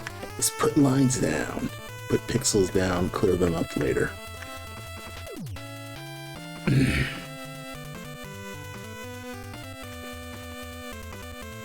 Just sharpen what you need.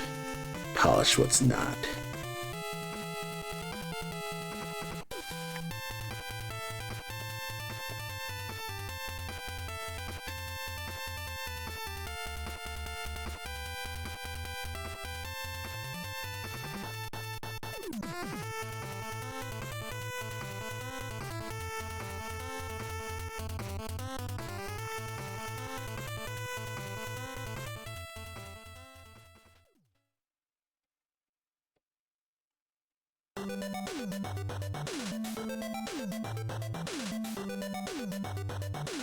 Then you gotta just get that in there.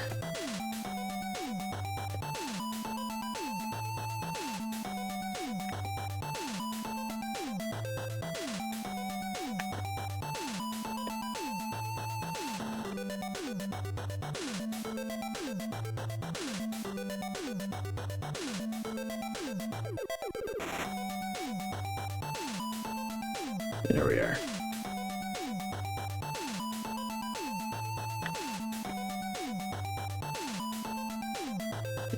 Add a little bit more here.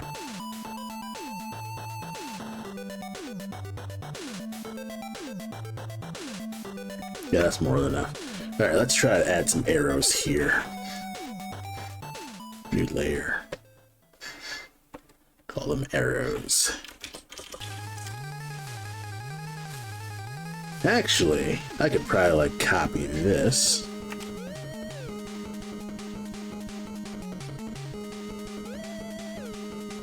Copy the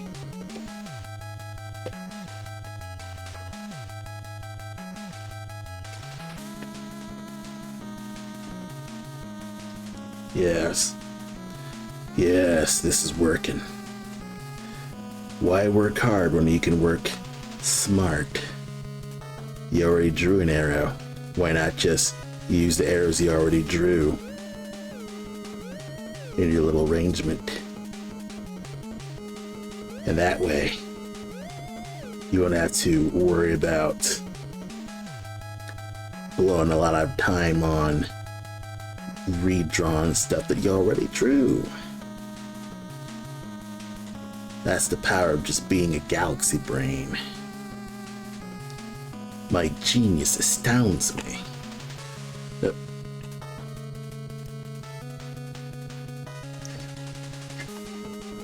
Okay.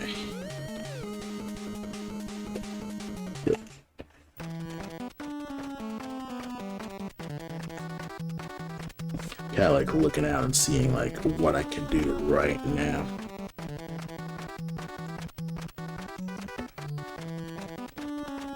Would just look aesthetically good.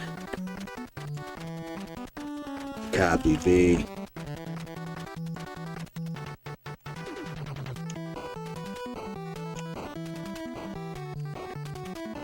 Copy B. And we'll kind of like refine it as we go.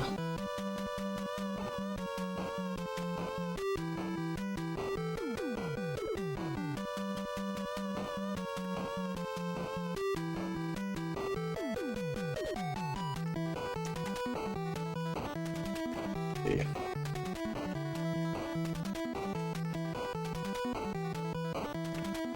Yeah, we probably could do something like something like this, or like have it stick out in the silhouette. B. Maybe like have you flip vertical.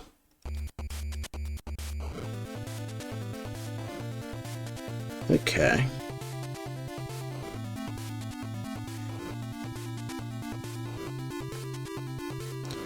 May like have you look like this.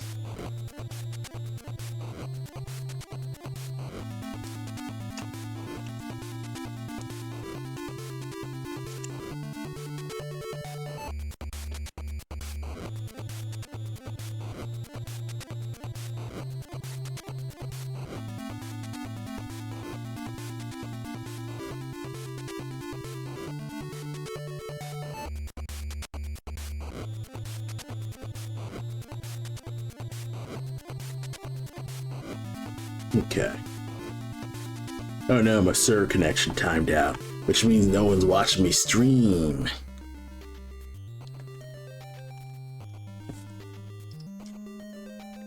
Yep. I could do something and be concerned about that. Honestly, I think at this point I'm not going to get myself concerned. If it's not working, it's not working. If it's working, it's working.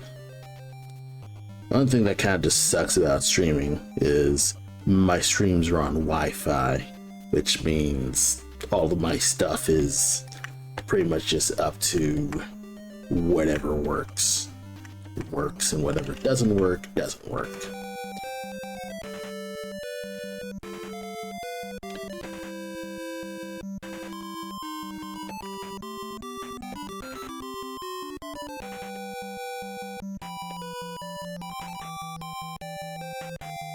Okay.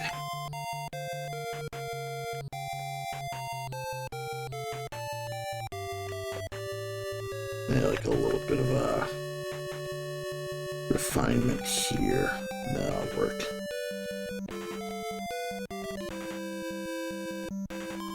And it'll look decent.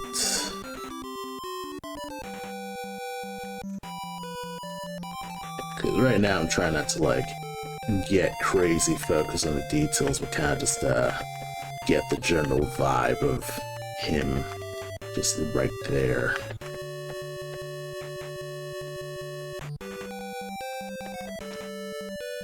There we are.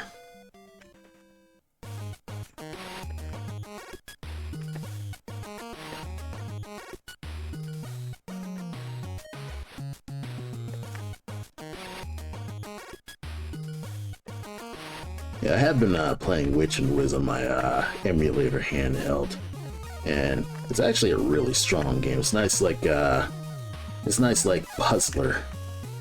So if you're interested in more puzzly games, Witch and Wiz is a game that I can recommend.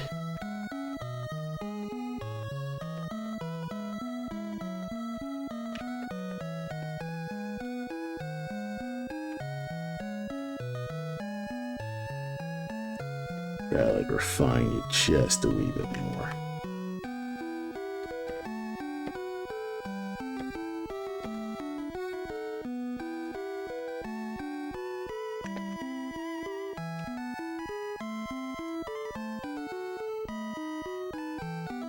Okay.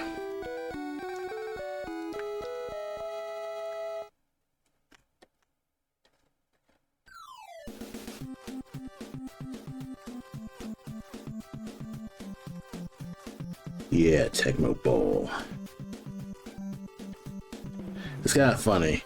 I did see the Super Bowl, and on one hand, I'm happy that the Seahawks completely washed the Patriots. It is one of those things where I'm kind of like, it was kind of an game. Like, I kind of just didn't give a fuck.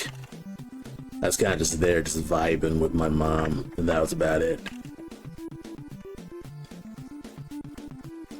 But in terms of, like, I guess, anything that happened to Super Bowl, nothing, like, extreme. I guess if anyone was concerned about, like, the Bad Bunny thing, I mean, it was there. Like, I didn't understand what the heck he was saying, but, you know, I was vibing along. And, like, the commercials kind of sucked, though, because a lot of them never really advertise what the product is. That's kind of like commercials 101. You freaking talk about what the product actually is. But I guess somehow they're like, we'll just depend on the brand. And that's how we'll just get people to show up. And it's kind of like, that's not how it works. Like, Coca-Cola spends millions of dollars so you know what the hell Coca-Cola is.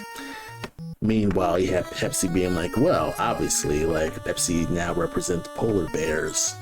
And it ends up just being an overall just confusing ad, because it's like, they didn't really show Pepsi as much. They just showed the polar bears. I don't know.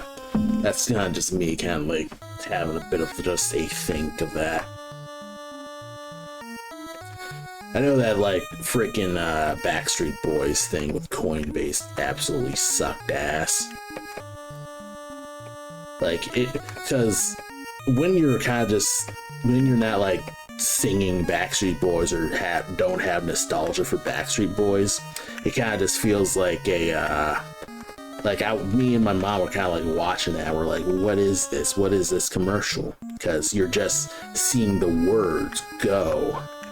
You kind of faintly hear Backstreet Boys, but it's like it's overall silence. So we're just sitting there stone silent, not knowing what the heck is happening. And then suddenly the Coinbase logo pops up and it's kind of like, oh. And it was just very deflating. Like I remember hearing that a lot of people were like super booing at bars and stuff like that, but it's like when you're at home, you kind of like feel like, wow, this is a giant nothing burger. Why are you showing me this? And that shouldn't be a reaction to your commercial. A reaction to your commercial should be, I wish to purchase this, or I wish to participate in this, your product, that kind of thing. And if your product is known for revulsion, like, you're kind of dead in the water. Like, I know I'm not like the biggest like capitalism guy, but it's like, that's marketing 101. That's making money 101. You tell people what the heck it is, and that way people will know what they want to buy. Like, this is really basic shit. I feel like a lot of advertisement companies, they fire their creative teams thinking, okay, maybe AI can solve all of our stuff, not realizing that there's more to creating an ad than just letting AI write a commercial. The person needs to know how to convey that message, not just fast, but accurately, so that someone will know what the heck they want.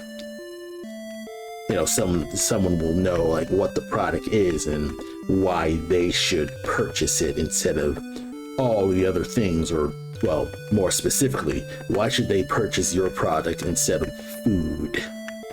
And in the terms of food commercials, it's kind of like, okay, why should I purchase your food instead of this other food that either may be cheaper or maybe more delicious? Well, you say that your stuff is cheap and your stuff is delicious, and that's how you kind of just say, hey, this is, my food product. That's what you do. And I don't know why these people are doing that, It's weird. It's difficult to explain. But it's not really difficult to explain. It's simple stuff. You make the thing and explain why your thing is good, or why it's worth purchasing. And that's how that's advertising. And I am a person who has never been in the advertising, industry. But even I could say, dude, come on. But, if they want to be like that, they can be like that. I'm glad that I'm not gonna be in that position. So, good luck to them. Like, if they want to do that, I'm certainly not gonna participate in buying, freaking a Ring camera that's gonna help me spy on people, because that is definitely not gonna be for just dogs, because that camera is not gonna be able to tell apart a dog species and stuff like that. Knock out anything to do with the possibilities of using that information for surveillance, and go back to its initial premise of, okay, it's helping you find your dog. There's a lot of dogs that look like other dogs. You've got dogs that are similar breeds and similar species and things like that. A lot of dogs look really similar to other dogs, and there's nothing in it saying, hey, you gotta, you know, that's specifically that dog named, yeah, I'm just gonna say Fido, I suppose. Like, that dog is not specifically your dog named Fido. It could be someone else's dog named, Doug, you know? And you're not gonna actually know that because the camera's not gonna know that. Or, well, the camera's not gonna know that until you actually go get the dog yourself. That's also another thing. Like, okay, you use this camera to see where the dog goes. That's nice. That's not going to stop the dog from going. It doesn't call the dog home.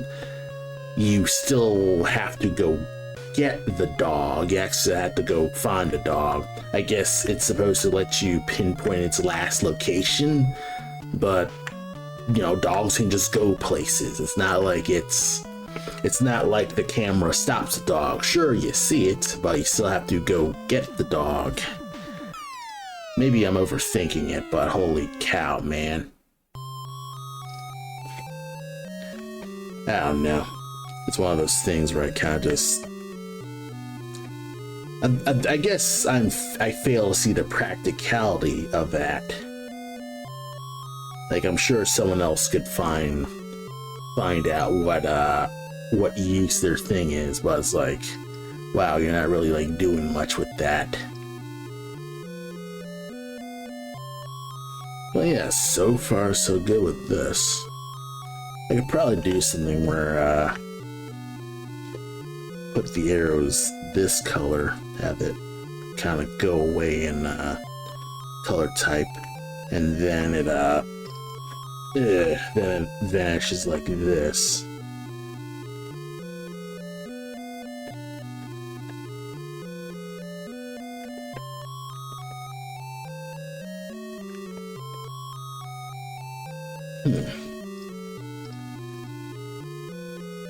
So far, so good. Alright, let's see how it looks with the tree actually fully like looking like the tree.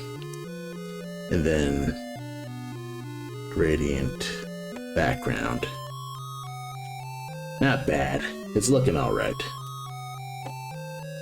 And of course it's gonna scroll from down to up. And then it reveals, oh hey, it's the bad guy. One thing I probably could do is I could put a leaf in his teeth to kind of just indicate that he's using his leaves to fire his bow.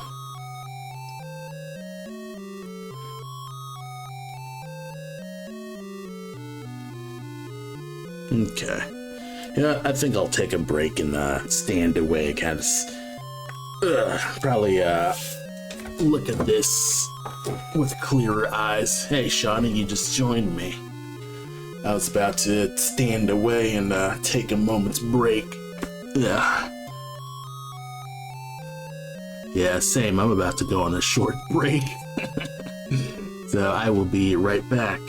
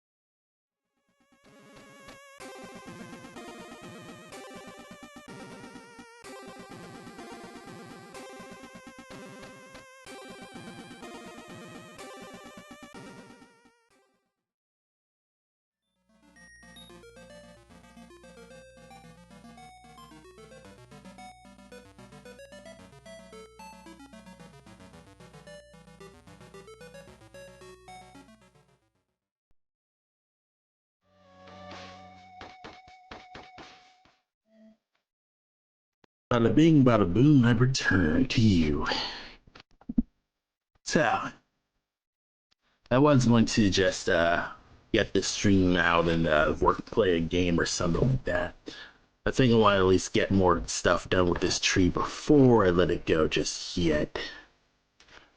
So one thing that I probably can do right now is kind of just arrange the grid.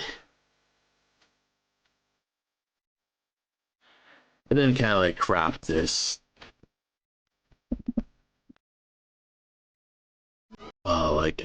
Maybe like do like a fast crop.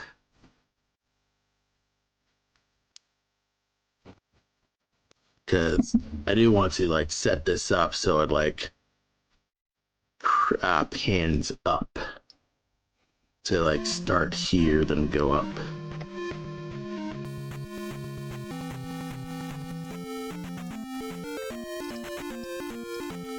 Because it needs to like start from the bottom and like go up or something like that.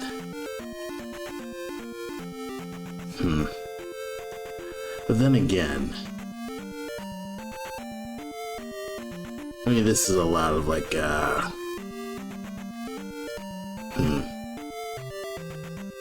let me see. Maybe like height divided by 2. Sprite, canvas size, height, divide that by 2. Because that is half the size. So I probably could like, wait, no. Canvas size, height, divide that by 2. Oops. Sprite, canvas size, divide that by 2. Alright, 280. Well, like, I'll get a calculation to divide that by 2. So get that. Like 280, divide that by 2. But we'll actually add 104 pixels.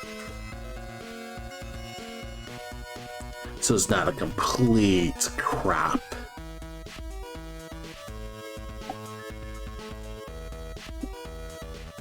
And we'll kind of like nudge this branch up. So there's stuff there.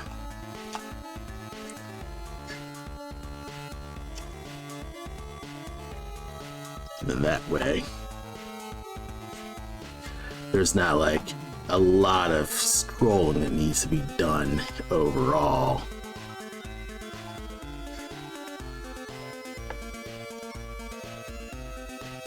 And that way, it still has a general thing, but I'm able to just do less work. So that way, it'll be a nice, like, setup to be like, it starts here, but then it scrolls up, pan to reveal the boss villain here. And he's right there. And then, you know, it's a nice, like, presentable intro. And that's how he will introduce himself. Like, it initially starts from here. Cole might say, like, who's that across the trees? And then zooms in, you know, it starts at the bottom, then pans up to him. And you're just seeing a refinement of him right here. And it's just looking really cool. So that's the nice, like, you know, composition setup for how I'm going to tackle this. So it's nice, like, fast boss intro. Probably will, let's see how the margins are. Let's see, screen margins. Yeah. Character area. Yeah, probably like, put in a, fast caption, say, like, Nad Greentail, the, Greentail captain or something like that. Or, like, has trick arrows, stuff like that. Some, like, intro caption thing. Maybe he has a cool nickname. But yeah, back to... I don't like the gradient. Like, looking at this, I do not like liking the gradient. Yeah. Yeah. Okay.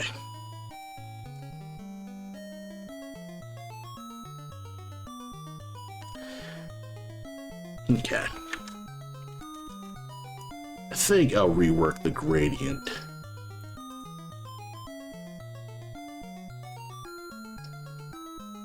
Yeah, rework the gradient so it's more like this.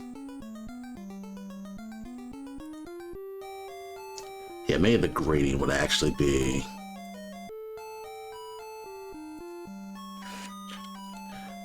like move you. Move you, like flip you up.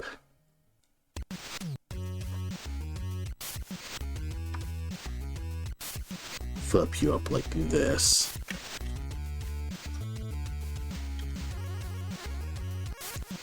It may like do something where it's like this. It kind of like disappears. And we'll just have the leaves kind of like go into like a little silhouette. It looks like this. It like kind of like has like a cool like intro like this. It actually looks much better because the trees kind of like blend in into silhouette and stuff like that. So that's kind of cool. I'll keep this gradient just right there. Let's see if we can't just refine the trees just a bit more.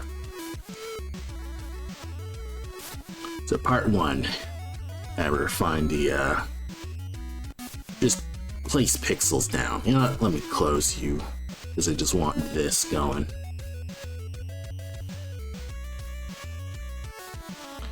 And isn't there a way that I could like have this so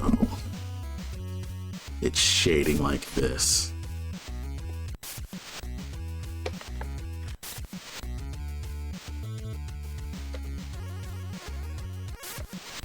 Okay, so it's like this.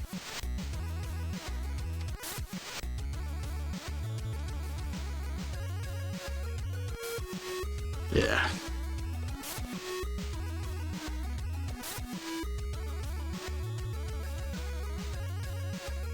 Yeah, how does the shading actually work? It's just you go this far, and that's how it goes.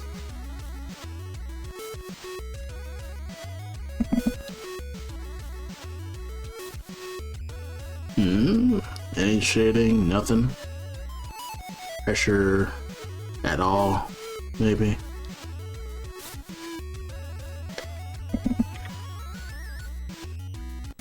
This feature's kind of useless if I can't just, yeah. I don't know what's wrong with, like, my settings with this. It's like, this would be argued that it's part of the pen pressures, right? And yet, the angle doesn't matter. How about velocity? Make it like a...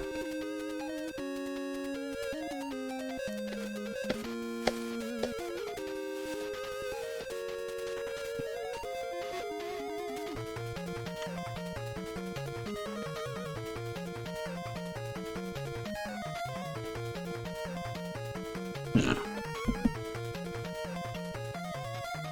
Ah, I see.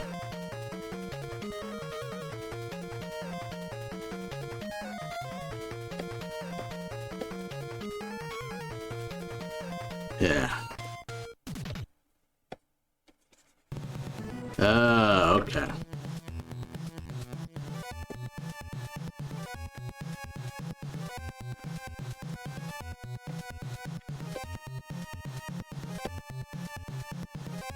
No, that's not how that goes.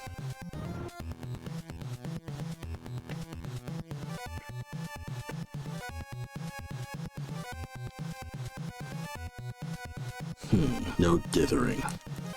Yeah, get rid of the gradient.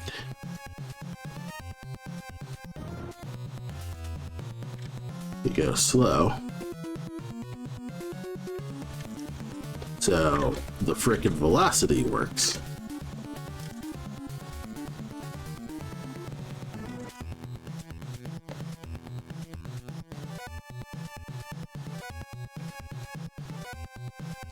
That works.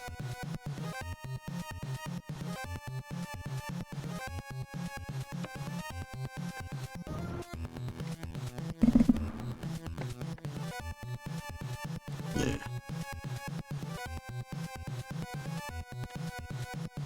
Can't do both. Okay. Yeah, I just fumbling around with my tools just to see like why the heck my freaking pen pressure settings is flat out not work. Alright, so the shade does work. I'm just freaking... Okay.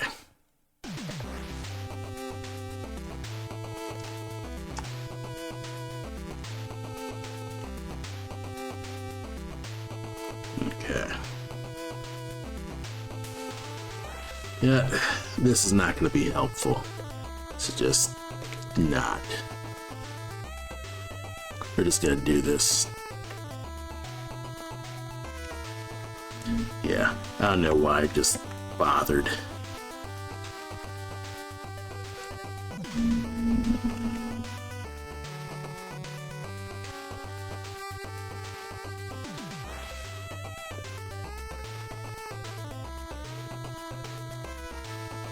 Yeah, I can just get you looking.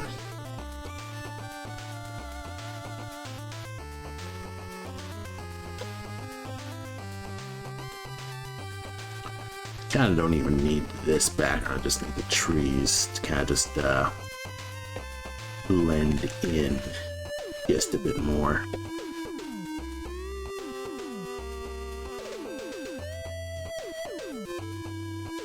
I like try to find like a good tree bark look to you.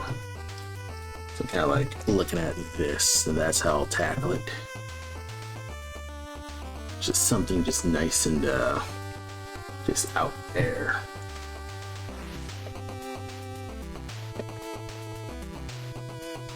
It just blends away.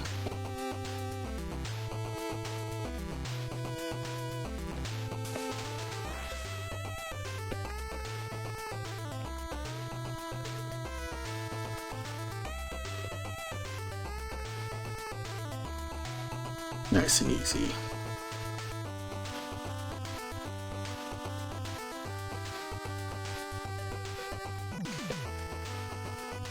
It's nice and just chill like that. Needs to blend out. Doesn't need to be crazy out there. Just put that here. For heck, it could just be a silhouette, and it kind of just goes into the light.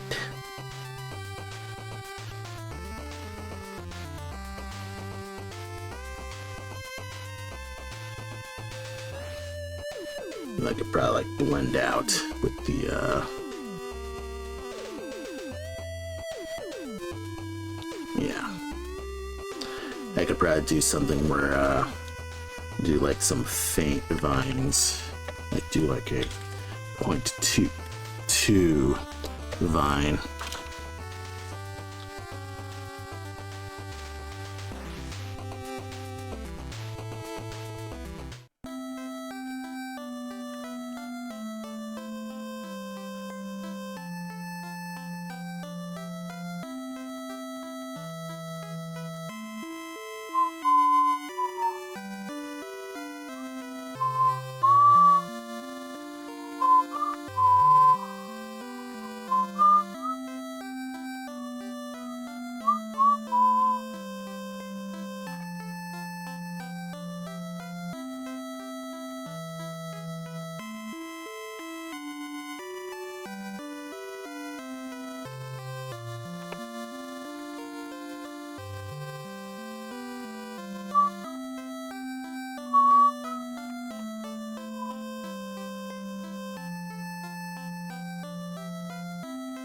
It's probably very unneeded, but it'll look really good as a like big viney silhouette.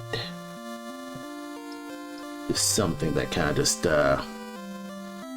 adds some bit of a leafiness to these trees.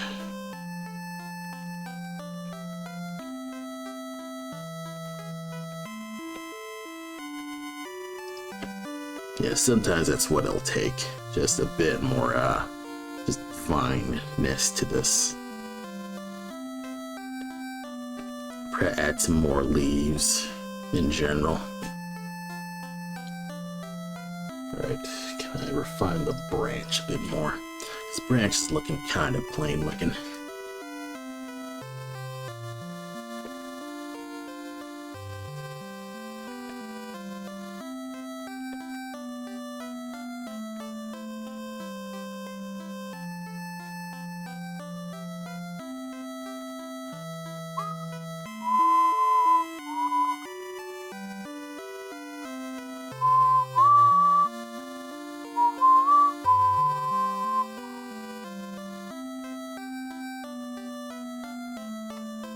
Probably like do something like this and that'll work right here.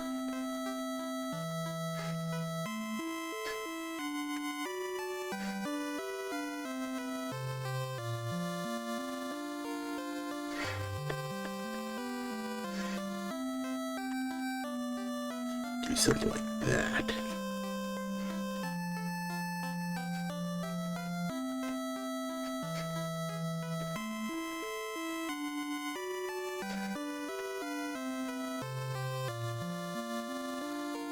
Do this. Now this might work. And then go back to oh. Yeah, don't move you. I kind of just tighten this line so it's more like this.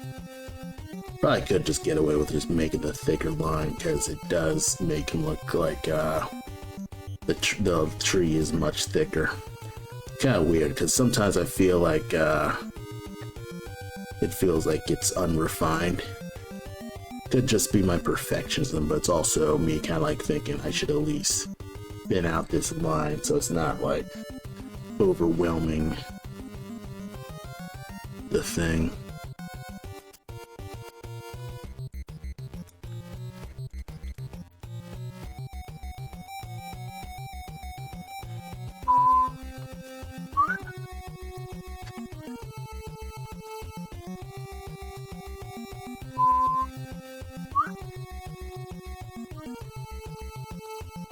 I was even gonna look at these details, so it's kind of like, why am I just spending so much time on this? I guess it's probably because, like, I'm gonna know.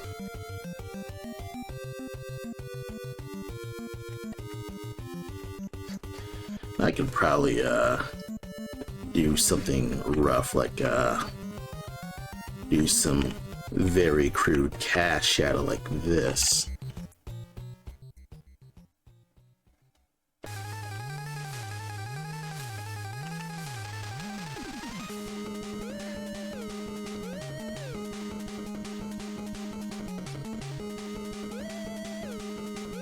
Okay.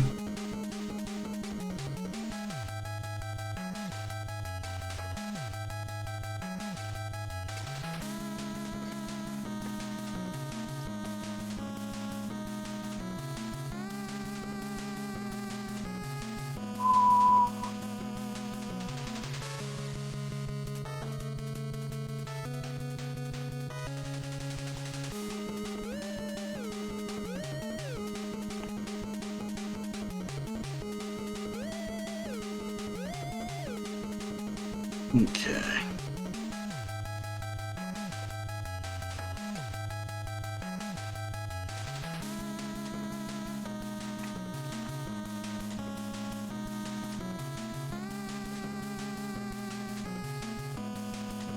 I can't just push the line away.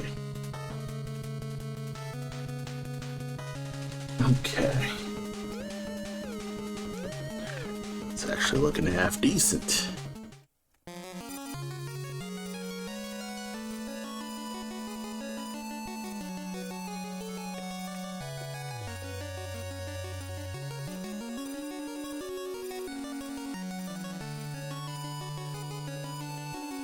Okay.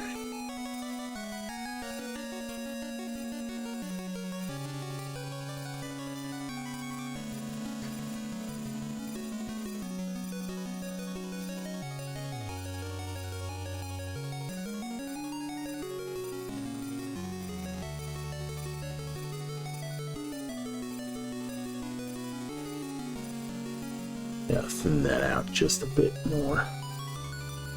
I think I could probably like gradient this.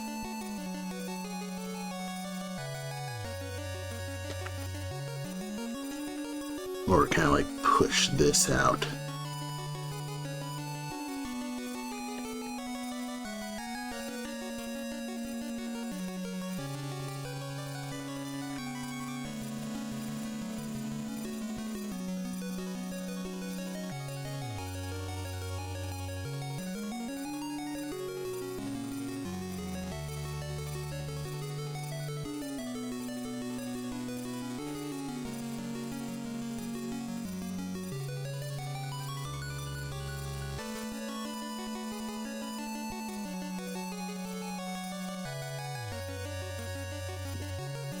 Use dots, gotta just lead them in.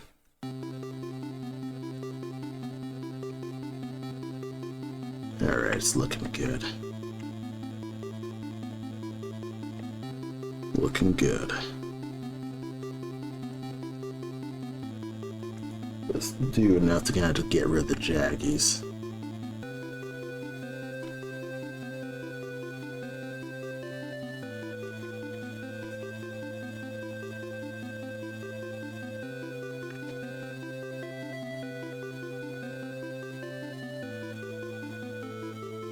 Yeah, just do just enough to clear out the jaggies.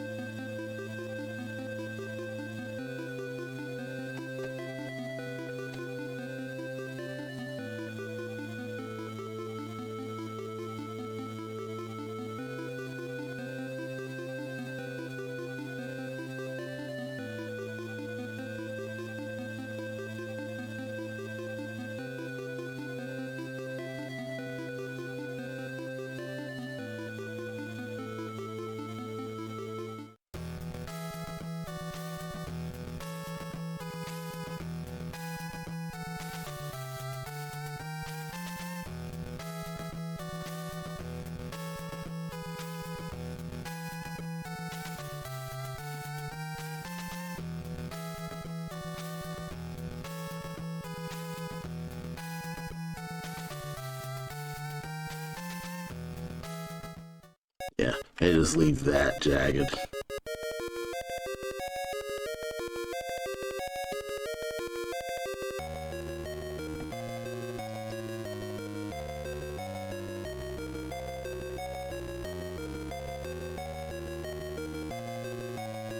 Okay.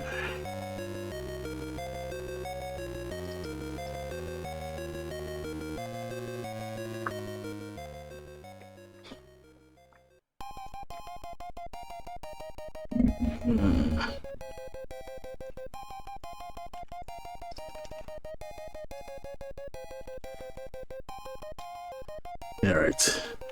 Marking's a difficult thing to just color in general, because essentially you are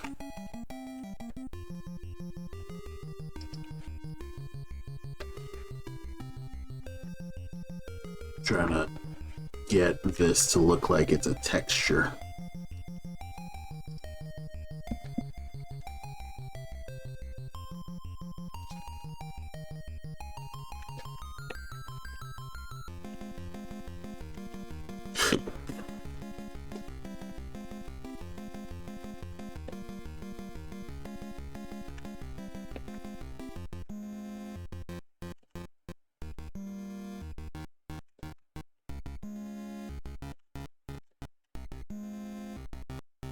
Yeah, so far so good though.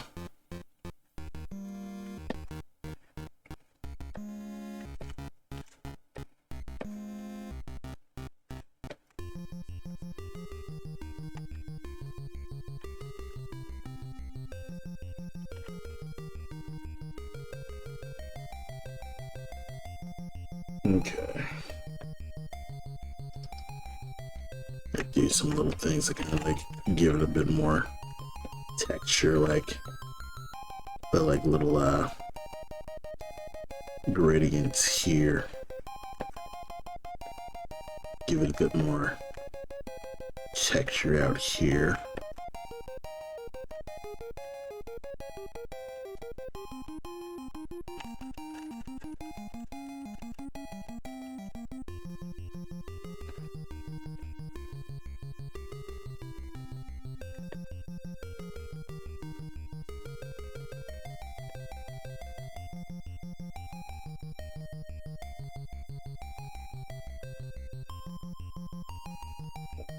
Figuring out I can do like these integrated vines.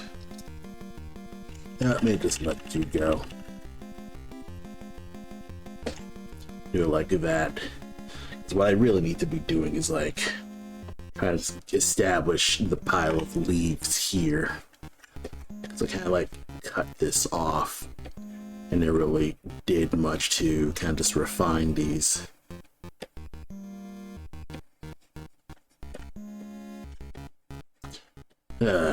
Leaves are the toughest aspect of painting trees.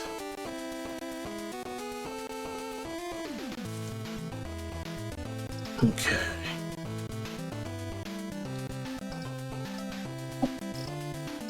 Do I have any of my like tree rendering refs? Sorta. Kind of just right here.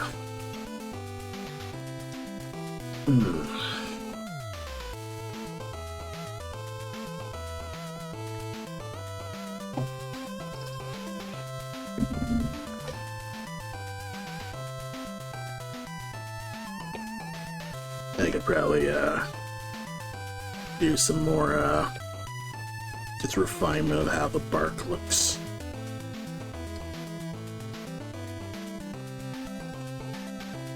Okay. Fun at that shit, bro. Nice and easy. Try my best not to just rush it all.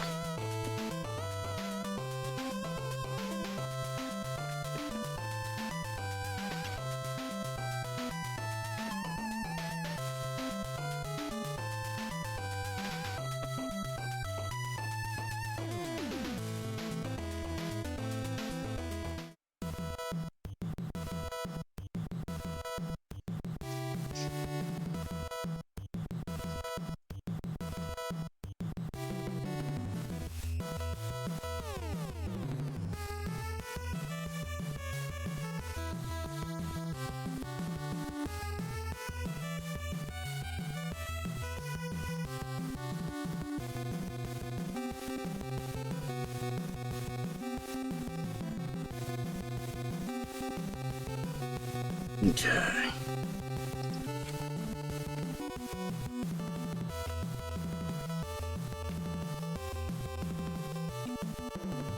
Little fast bits of wise.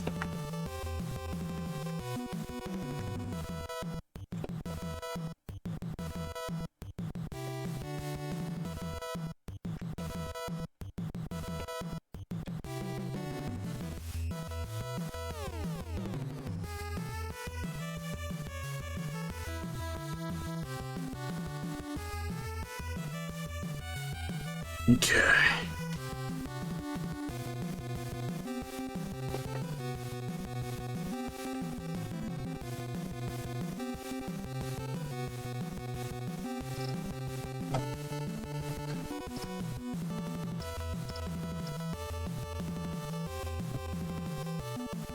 Alright. Gotta remember, like, the broadness of these leaves. Don't do anything extreme, just paint leaves.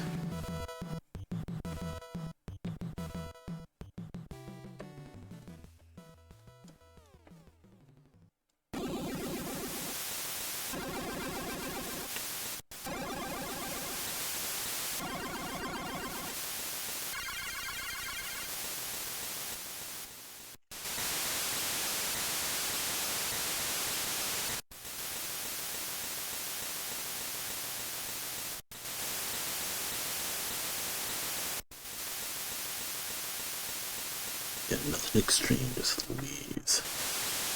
Draw leaves.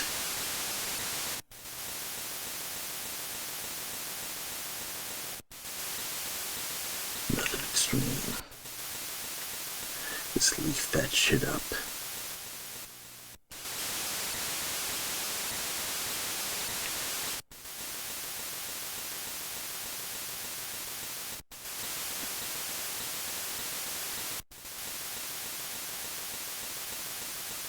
Nice and easy.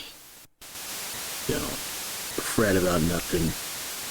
Just draw what's needed, not what's, you know, what people want. Just draw the needed piece, and that way that'll fill it up.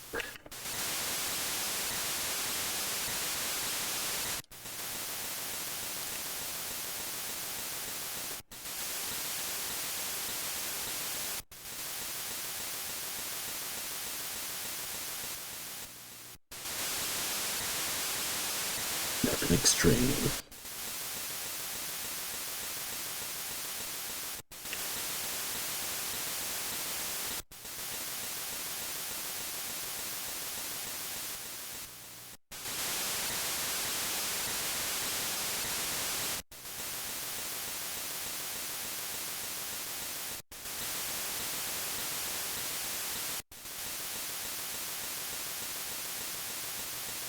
Extreme. This ambient friggin' beach wave music. Probably break this up with like a silhouette here, not gonna look good.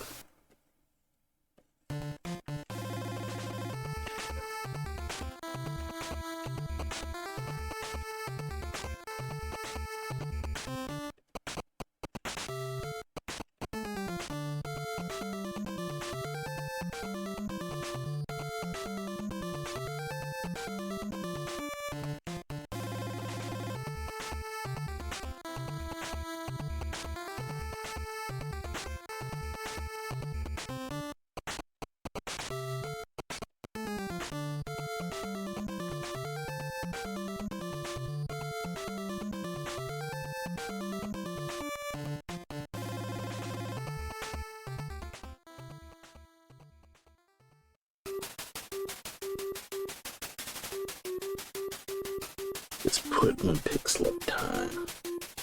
That's how you do it. Just take advantage of the fact that you just have silhouettes.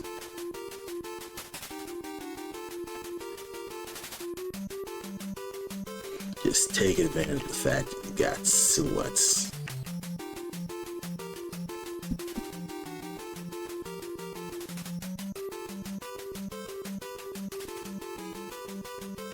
These are really defined shadows. The shadows are what sells it more than the detail. Remember that. You can just give the illusion of the leaves by just working with the blobs and just cutting in.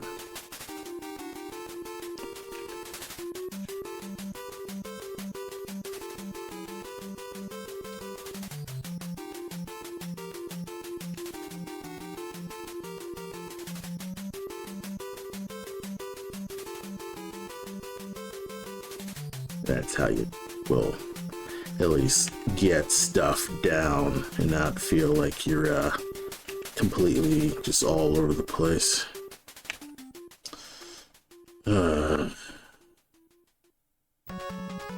Right. Yeah, maybe I'm kind of like, maybe I'm kind of just burned out.